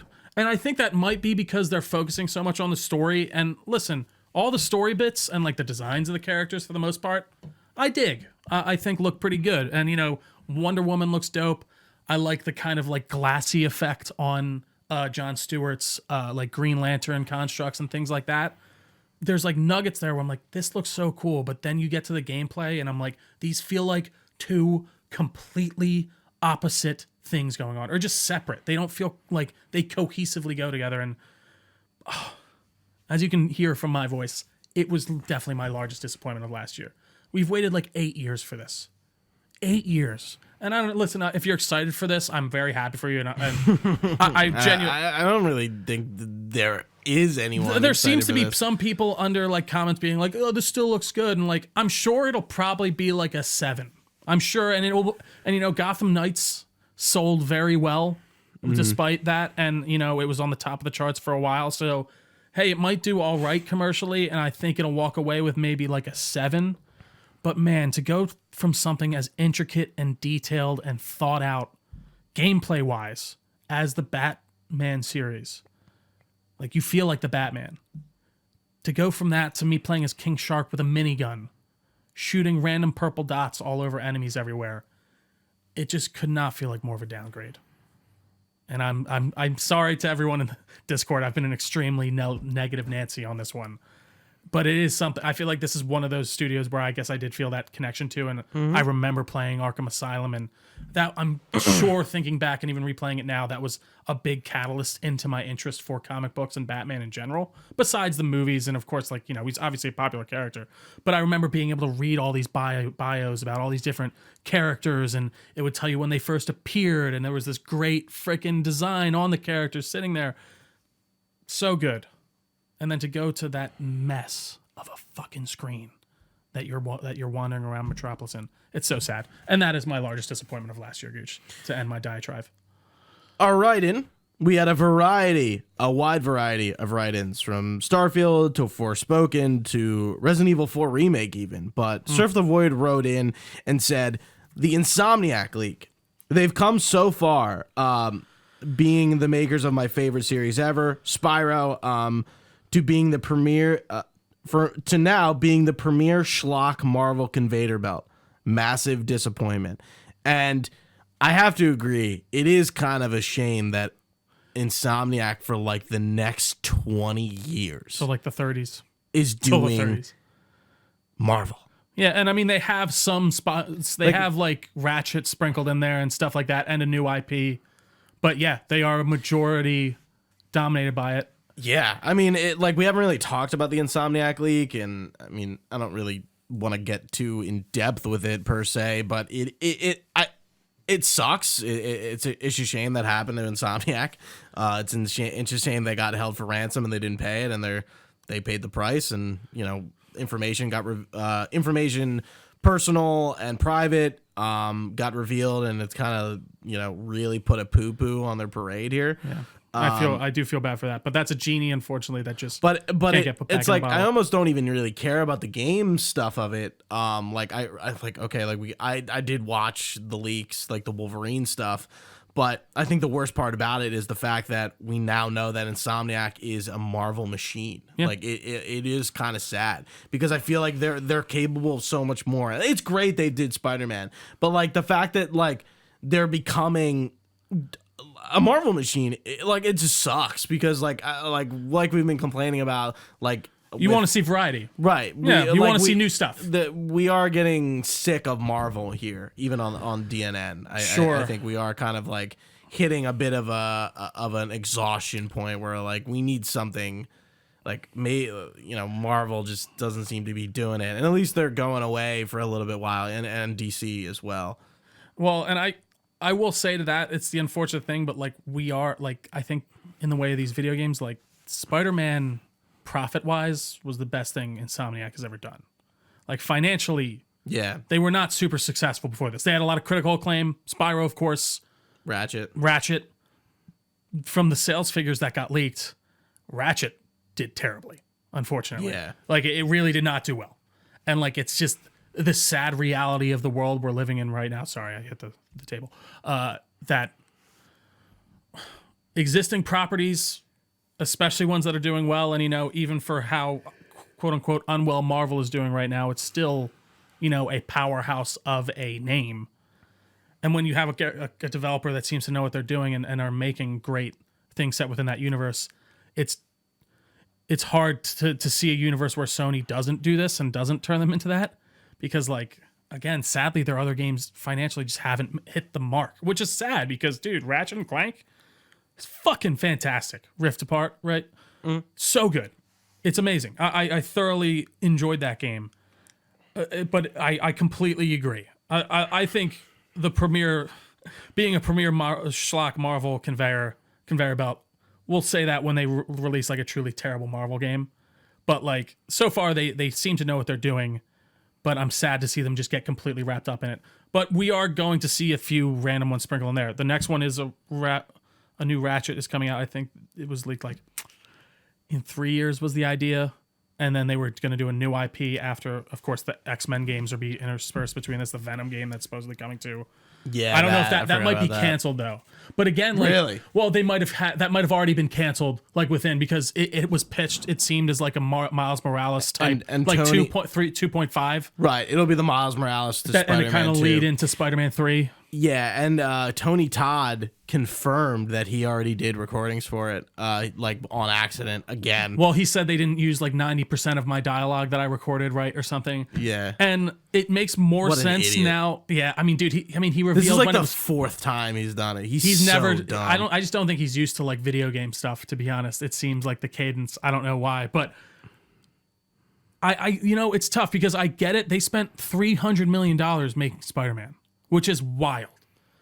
Of course, they're going to want to get like the most playtime out of that place that they created that they can. And, you play as Venom for a mission in that, and it makes so much more sense now why they did that. That was a critique of mine in our review. I was like, this is cool, but like, where's this going? Why am I playing as Venom? And I like that. I think it was like a cool callback. Maybe that was it, but it would make sense if they're doing that type of game. Overall, though, who said this? Surf the Void. Surf the Void. I can't help but agree. I hear you. I really do. Appreciate the write-in. Please, yeah, absolutely. Thanks for writing in. Let's get to the next one. Mm-hmm. What was your biggest surprise of the year and why? Well, we both already talked about our biggest surprises, but mine was Alan Wake 2. Not really sure I have anything more to add to it necessarily, but yeah, like Alan Wake 2 just ended up being such a fantastic experience for a number of different reasons that I've already went into. But another one I think was the length. It was nice that I wasn't going into a 40-hour ordeal plus ordeal, right, or even 100 for that matter. I think we are starting to see a shift toward shorter games. I think Hellblade 2 is an example of that, where Ninja Theory literally in the Xbox Direct called the game short. That's interesting. Mm-hmm. Yeah, I don't think I've ever heard of a company ever really addressing their length of their game per se, but marketing in a short is smart because you're almost telling the audience, hey, this probably won't take you more than 20 hours. Yeah. And that's really appealing nowadays. I agree. No, I completely agree. I think Alan Wake, that's a boon to Alan Wake, it being this really tight narrative experience that isn't going to take up a ton of your time. Right. I can't help but echo you on all that. And yeah, for me, it was RoboCop, mostly just from the fact of I didn't even know it was coming out this year. Like, I knew like 2 months before it was coming out. I'm like, what's this RoboCop game? Yeah, and Rogue City. Rogue City. What's I'm like, oh, okay, it's probably some crappy. I'm like, oh no, this is a pretty well done game. Oh shit. And then it was here and gone. And yeah, like I said, it couldn't be more of a love letter to that franchise and just a very fun shooter in and of itself. But yeah, that was my big one for sure. Scooby Snacks, a.k.a. Casey Wallman, friend of the show, writes in and says, if I can count God of War Valhalla, a very impressive continuation of the story and gameplay, found it to be a very fun way of delivering more character and story exposition. I haven't gotten to Valhalla yet. I also have not. I'm looking forward to it. Came out right at the end of the year, was sort of shadow dropped at the Game Awards, or like a week later, like, hey, we're doing DLC and it's coming out. Interesting. Sony seems to be approaching all of their first party titles very similarly. Last of Us Part 2 and God of War Ragnarok got rogue-like modes. Yeah, it is interesting. You can tell they're definitely approaching like all of their first parties with like a similar style. Well, especially it seems like in the free content area at least. Yeah. But I'm looking forward to go back to do this. I wasn't planning on returning to Ragnarok, but we got some trophies, so Gooch is coming back. Gooch is back. What are our games that we're most looking forward to in 2024? And they must have had a 2024 release date. So that was the caveat there. Yep. So we have a list. Some are mine, some we're both excited for, some are trios, and then we'll have a right in the end. Start with Final Fantasy VII Rebirth for me. That's coming out, in about a month here at the end of February. Really looking forward to the continuation of the remake of Final Fantasy VII. We never seen a remake quite like this. ever, where the game is sort of being meta about the fact that it's a remake, and there's sort of an aspect of it that some characters know it's a remake or this has happened before. So it's not a remake, but it's almost a recontextualization, reimagining of what it is to be a remake through the narrative. And I'm really excited to see the second of three, that sounds right? Right. The second of 3 parts for the Final Fantasy VII remake. Right. With something that just got a release date, Stalker 2: Heart of Chernobyl is coming out in September. This has been an Xbox Series X exclusive that has sort of been on the docket since the console launched, and because of the war in Ukraine, it's been pushed back. But it is finally has a solid date that they're going to hit. But yeah, this is on both of ours lists, so I'm gonna throw it over to you. I'm excited, man. It looks very Metro-y in a lot of ways. This is Stalker 2, so when did the first one come out? Shadows of Pripyat, I think, is the first one. It's like an older game. I think in the 90s. Oh, wow, okay. Maybe early 2000s? So I would say early 2000s. Okay, Yeah. all right. So this is a continuation, but, obviously a reimagining in Yeah, certain ways, I don't assume. really know. It's interesting. If it's like a sequel, like narrative wise, or obviously it just takes place in the same universe, right? But it looks very cool. A lot of survivor horror elements, almost to a degree, in it. Super immersive. Lots of like, not sim. Like what's the word? Lots of interactivity going on. Yeah, immersive sim, like stuff. A Deus Ex. Yeah, Metro. I haven't watched a ton on this. I haven't watched the new trailer yet, but it's not much. I've been interested from the get-go. Like from that first trailer, I liked the tone. I thoroughly enjoyed Metro 2030. What was the last one they did? Exodus. That was fucking fantastic. And this isn't the same developer, obviously, but very much the same tone. And hey, man, I'm about it. A post-apocalyptic nuclear wasteland. Let's do it. Next up, Greedfall for me. Greedfall 2. I played that RPG last year, the original, and I'm just looking forward to the sequel. Sort of hoping they kind of do what Octopath 2 didn't and make a lot of quality of life improvements. Just like, the first game was great. It has issues. It's very janky. I think there's a lot of potential in the sequel to kind of just make the whole game better, like on all across the board. Right. I think Greedfall 1 was just okay, and it had some, like, the potential was there. It's marinating in potential. So I think the sequel could definitely do that. That's from Spiders, another Focus Home Entertainment studio. I think it's coming out in the summer or maybe like September. I don't know. Why don't you lead us in for the next one? Yeah. So next up, we have one that we are definitely both excited for because we happen to replay the original this year, Metal Gear Solid Delta Snake Eater. So it's not Metal. So Delta is now in there instead. What does the Delta have to do with anything now? I'm still a little confused. So the idea of Delta is that Delta is it's triangle, three sides instead of MGS3. It's Metal Gear Solid Delta. I see. It's supposed to Delta means change. Right. Or like they give it an explanation, and I'm probably not doing a great job. You're bringing it back to me now. I remember us talking about it that's before. the reasoning behind it. I see. Instead of calling it a remake, they're just switching like the Delta Snake Eater. I think it's kind of cool. I think it's a good idea for marketing purposes. You don't have to put remake on there, which actually is kind of interesting. That might confuse people a little bit, but I like that you can separate that very easily. Like Resident Evil 4 is Resident Evil 4 Remake or Resident Evil 4, right? I got it pulled up. The Delta symbol was chosen because of its meaning fits the concept of the remake project. Delta means change or difference without changing structure. Ah. That's what Konami said. I really don't think they can mess that up unless they try. Yeah, I mean... I hope not. We just played through Metal Gear Solid 3 Snake Eater on Re3 just a few weeks ago, 3 episodes. So you can jump into that if you would like to follow us and sort of our anticipation and hype for that. We talk about it more there. I think there's a lot of opportunities to really improve the structure of MGS3. I completely agree.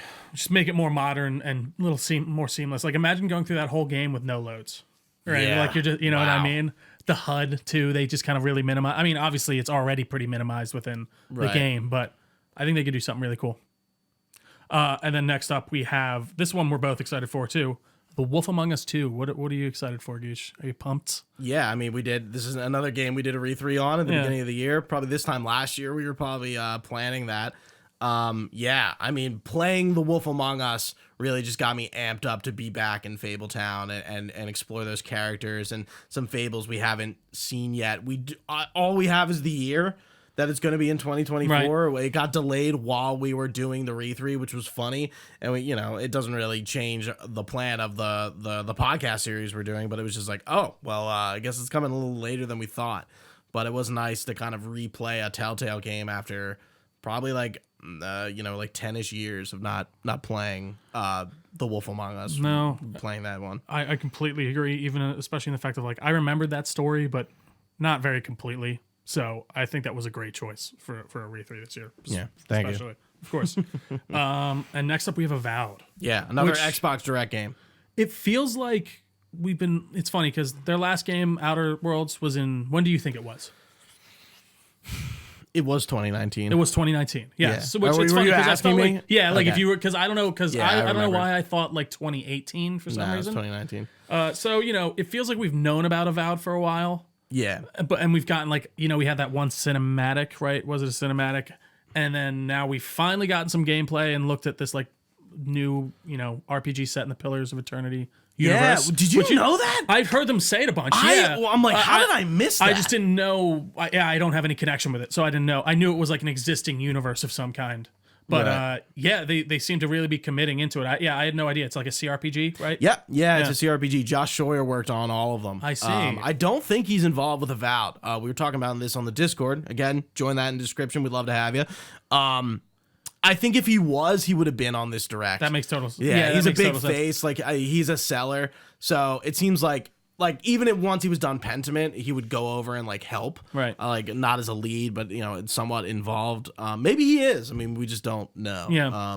He's definitely not a lead, I guess we can say. No, that makes sense. But I think, it looks really good. It's super high fantasy to me. It looks very bright and vibrant. Tropical. Yeah, almost. We don't really get a lot of tropical fantasy areas interesting. very often. Yeah. Seems very similar in scope to the Outer Worlds, which is fine. I like that. There's these areas that you seem to go through. I hope it's just so much better than the Outer Worlds. You know what? Like when we did that review, that game, we just talked about how okay it was. This is just okay. Yeah. I'd have to go back and listen again. Yeah. I remember that was the one thing I remember. I was talking about it, I think literally last night to Ian Fitzgerald, friend of the show. And we were just I'm just yeah, I remember doing that Outer Worlds review and just being like, this game was okay. It was okay. We just couldn't praise it for anything, but nothing was necessarily bad either. I did replay it somewhat recently, and I don't know if I think I did enjoy it more than I did the first time. But yeah, I think Avowed looks interesting. We had some chat in our Discord about, there's just something a little off about it. I think Fred and Penza were talking about it.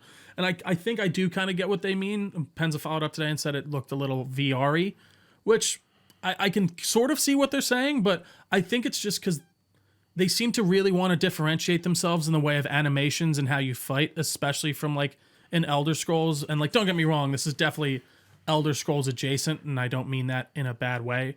It's just, you can see where the inspiration has come from. But I don't know. It seems like the animation and fighting is much more kinetic. The wands are interesting. Did we see any just regular spells? No. So and think of the wands was just so interesting to me. It's different. Really, dual wielding wands. That was a different concept. We've seen staff in plenty of fantasy games, but the wand thing is just it's rare. Besides Harry Potter, World of Warcraft has wands, but not at the same level as this. Right. It just seems very different, interesting take on casting magic. I completely agree. I'm curious to see if there are just regular spells though still like they had in the CG trailer, because there were some interesting and cool animations from that first trailer. Yeah. Of course it was all CG, but yeah, we're supposed to get it this year, right? Yeah, 2024. In, the summer, right? Obviously, these all have to have a 2024 release date. Yeah. Sorry, I don't have them all. Off the top of my head. And then next up, Gooch, I'll throw this to you: Indiana Jones and the Great Circle, the first full reveal of the indie game. Again, I feel like everything that was announced at this Xbox Direct, because it was all in 2024, it's oh well, very excited, very new, but also we have the time frame. Yeah, I'm excited now that I'm caught up on Machine Games' portfolio, being Wolfenstein. I'm excited to see them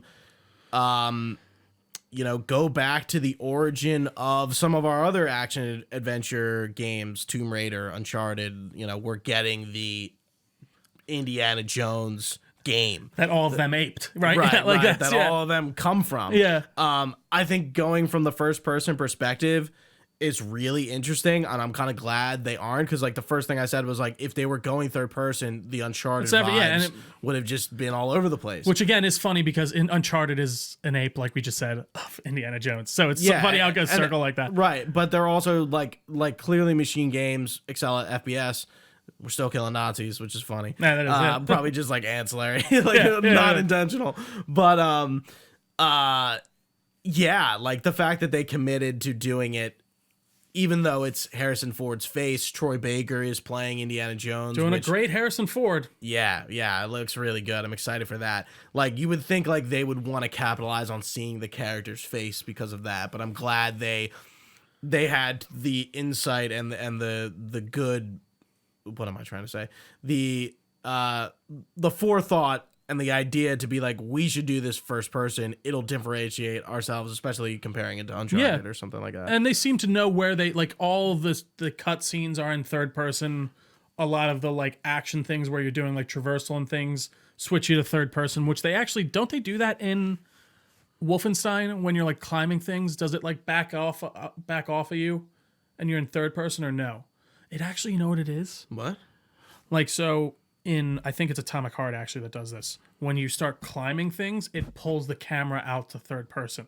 Like when you're traversing things. Yeah, it's definitely not Wolfenstein. Yeah, but so that's interesting. I think it was a golden idea, like you're saying, going for the first person. It's the obvious differentiator. The combat looks interesting. I love the idea of being able to stealth through all these sections. You can see where the Wolfenstein of it comes through even too, because there were stealth elements. There was a lot of stealth elements in that. You go to a new area and you kind of got to wean your way through it. You maybe have to hit the radio guy first. I could see how this works so incredibly well, and I'm super excited at the prospect of getting, like, if this does well, 2 to 3 more indie stories that are fully canon. And I like how they're committing to that. This is set between Lost Ark and the Last Crusade. Wait, what?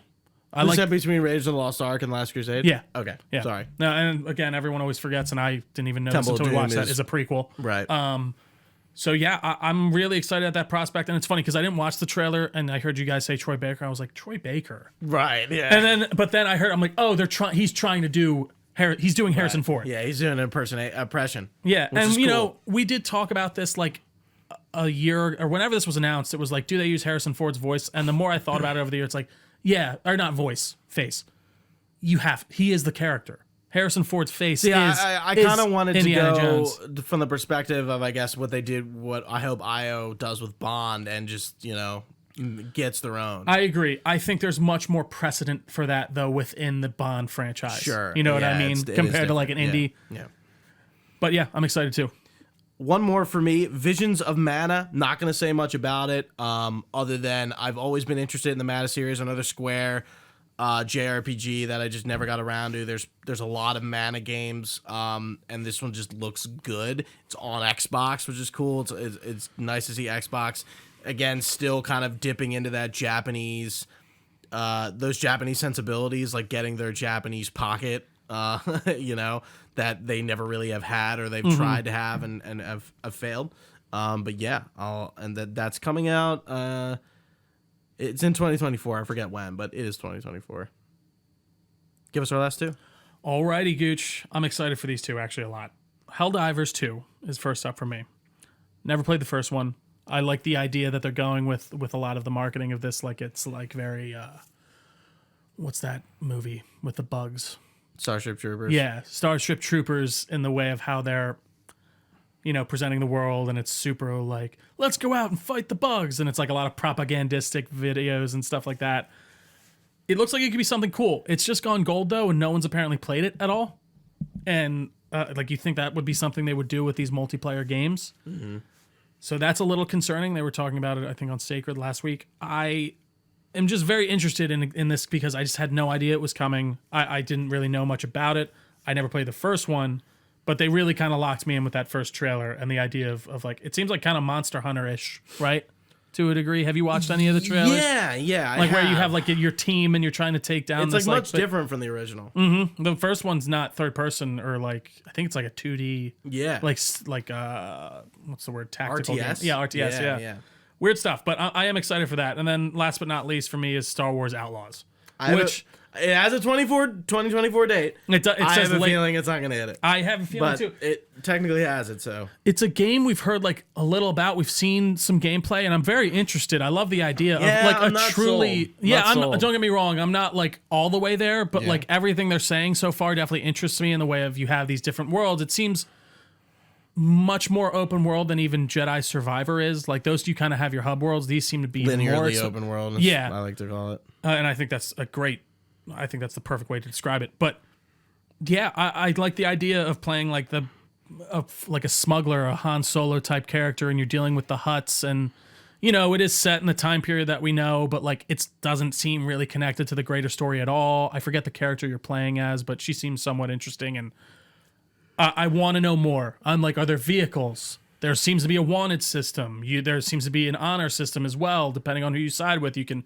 choose whether you want to side with the Hutts or like give them something or betray them. And there's some really interesting ideas there. And if you do that right in the Star Wars universe, that could be something very cool and interesting. I hope they hit it out of the park. I don't know who's making it. I can't remember. Ubisoft. I know. I'm sorry. Like which one of their branch? studio is? Yeah, Which one? okay. I guess it doesn't matter because they're all just like it's like Ubisoft France and Ubisoft Canada. I mean, it and- kind of does, but I hear you. Yeah. Yeah. Joey Farrell writes in, friend of the show, and says Persona 3 Reloaded is category N is what he's looking forward to do in the 2020. No, I see where the heck that was. We're a month out, and I'm hesitating starting any other games because they'd get dropped if they aren't done ahead of P3R. Metaphor ReFantasio is supposed to be this year as well, and I'm ready to sacrifice all my free time for that. That has been highly... Persona 3 Reloaded has been talked about a lot in the Discord, so looking forward to hear what you guys have to say, hopefully there. And we appreciate... Are you in high school this time? Still? Are you always in high school? In Persona games? Yeah. Okay. Yeah. And Joey, we do appreciate you being in the chat. Absolutely. Which you can watch us most of our podcast recordings live, twitch.tv/Delco Network. We always announce them in our Discord. Yeah, we do. Next up, what 2023 game did we want to play but didn't get around to? Jesus Christ. You all right? Yeah, I just slapped my hand right on the desk. For me, Hi-Fi Rush, didn't get around to playing that. Want to play that? Won't go into that too much. We think we all know what Hi-Fi Rush is. Pharaoh, A New Era. This is probably a weird one most people don't know about. Yeah, I have no idea. This is a ancient Egyptian building simulator that is a remake of a game from probably 2002. I played it on PC as a kid. Yeah, you just kind of build an ancient Egyptian civilization. It's sort of It's like Sims with Egypt.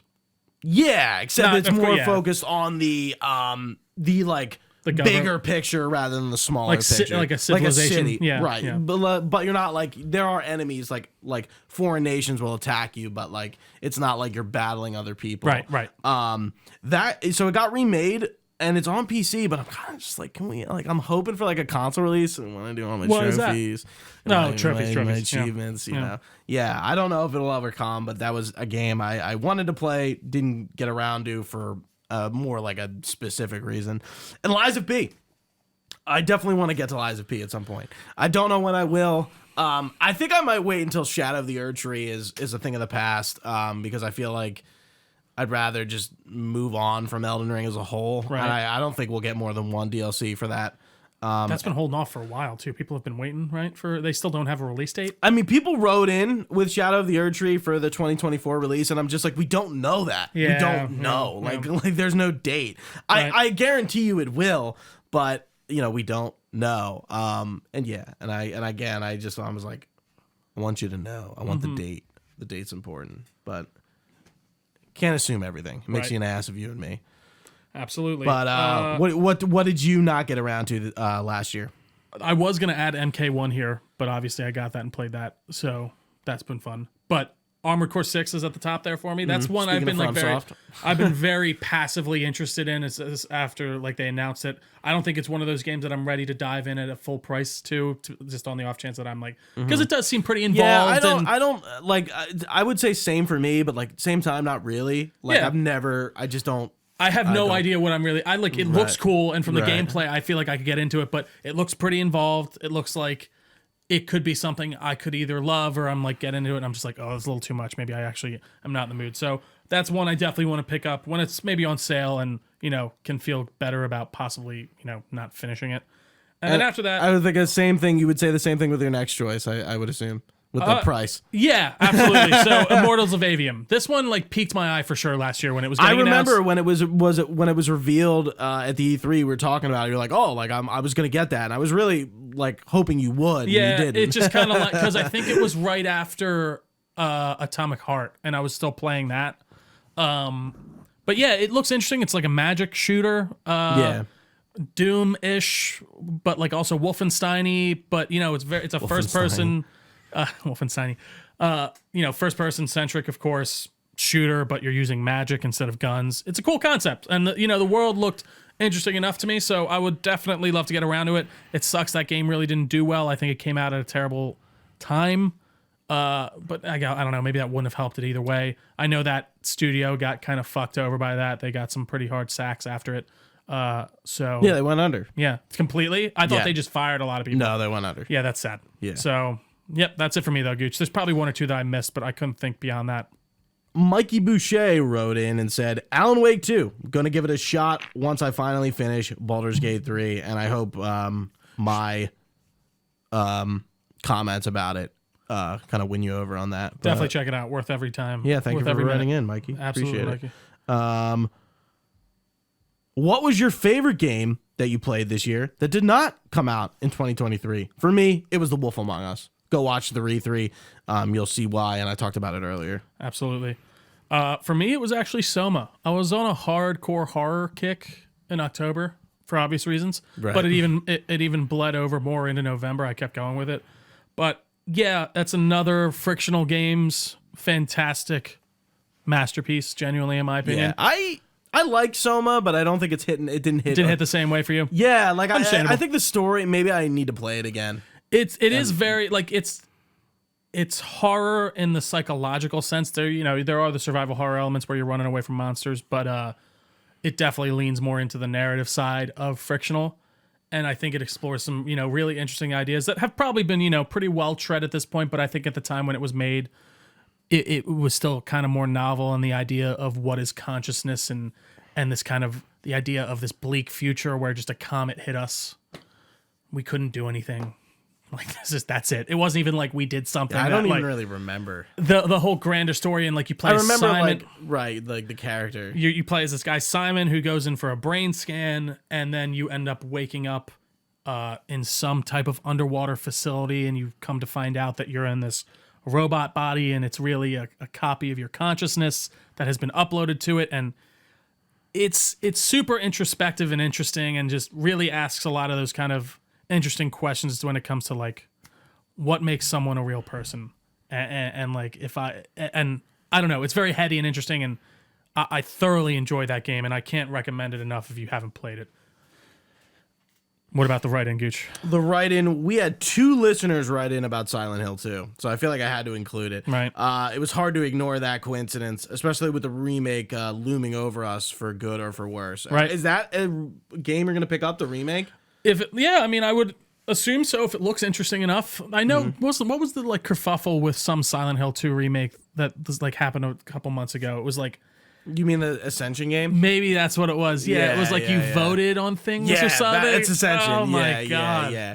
So the idea, like Silent Hill 2 is such a dark game that I feel like it's a really good game. The story is really dark. And I think it just people are scared that it's going to lose the They're going to take off the meaning. edge. Yeah, Right, they're going to sand down the meaning's edges. gonna Yeah. Yeah, that's the fear there. Oh. So let's finish it up here and get the fuck out of here. What was your favorite? This is a little bonus one we like to do. What was your favorite movie, TV show, and or book comic from 2023 and why. And I had to do this for myself. My comic book and my book was not 2023 because it didn't happen in 2023. I'm trying to. Did you write that quotes thing in there? Or was that me? What quotes thing? The Last of Us. Oh, okay. I see what I did. So my movie was Godzilla -1. We'll definitely talk about that on the DNN. He's not going to talk about it here. Absolutely. That was my favorite movie from last year. Show. I didn't watch a lot of new shows in 2023. I really didn't. I finished The Sopranos at the beginning of the year, and then I got into Clone Wars and some of the Marvel shows, and that was kind of it. Yeah. But The Last of Us obviously was one of my favorites. We had a write-in that said Last of Us on HBO was such a great representation of the game that shook generations, and I think you're right. I think it really kind of capture the audience like not a lot of shows really do. But again, it's Did also you know who wrote in with that one? Yeah, I did. I left it blank for a reason. Gotcha. And then my book and comic was Invincible Compendium 2. Copenhagen 2? Copenhagen, yeah, Compendium 2. That was my favorite. I'm such a slow reader. I really didn't read much this year.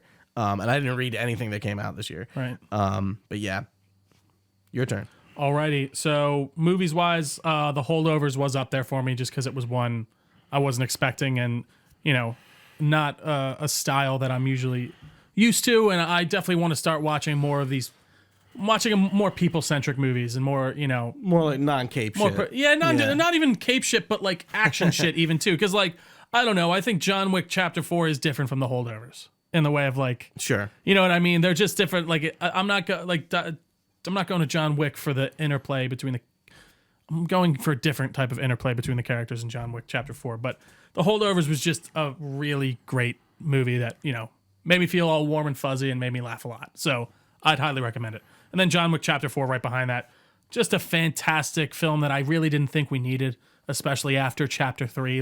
It kind of felt like they were all right, what are we doing? What's going on? We're kind of retreading some ground here. And then Chapter 4 came in and really just knocked it out of the park. A lot of amazing set pieces. That fucking stair scene at the end.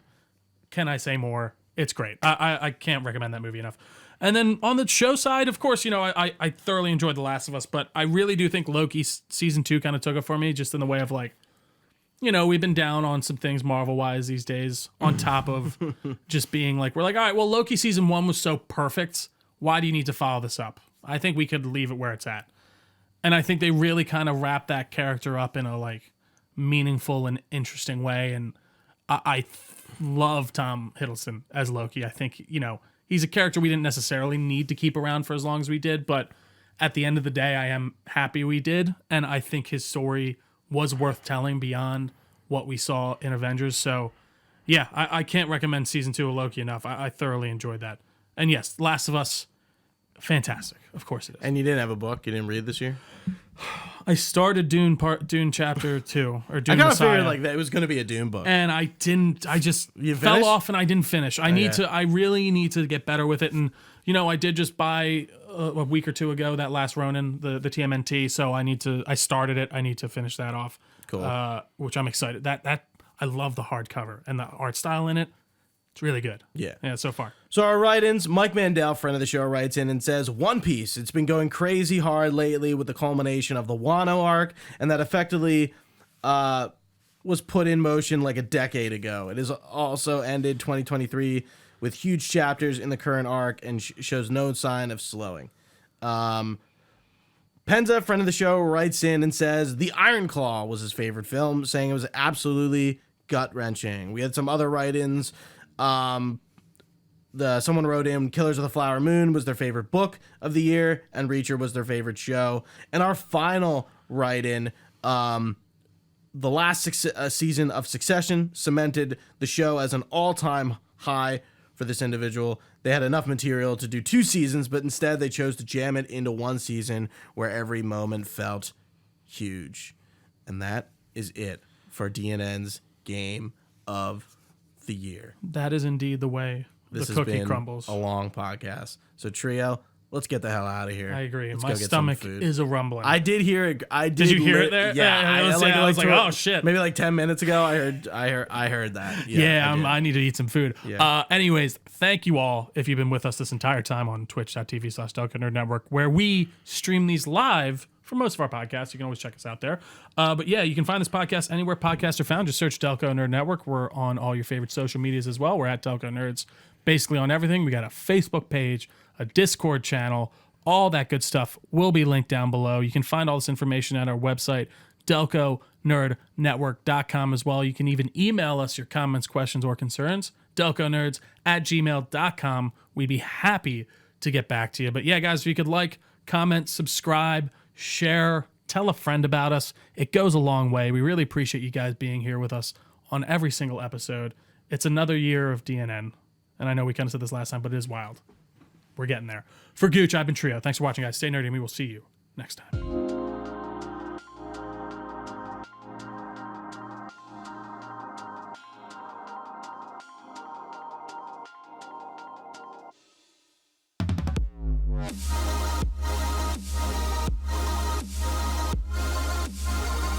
Right.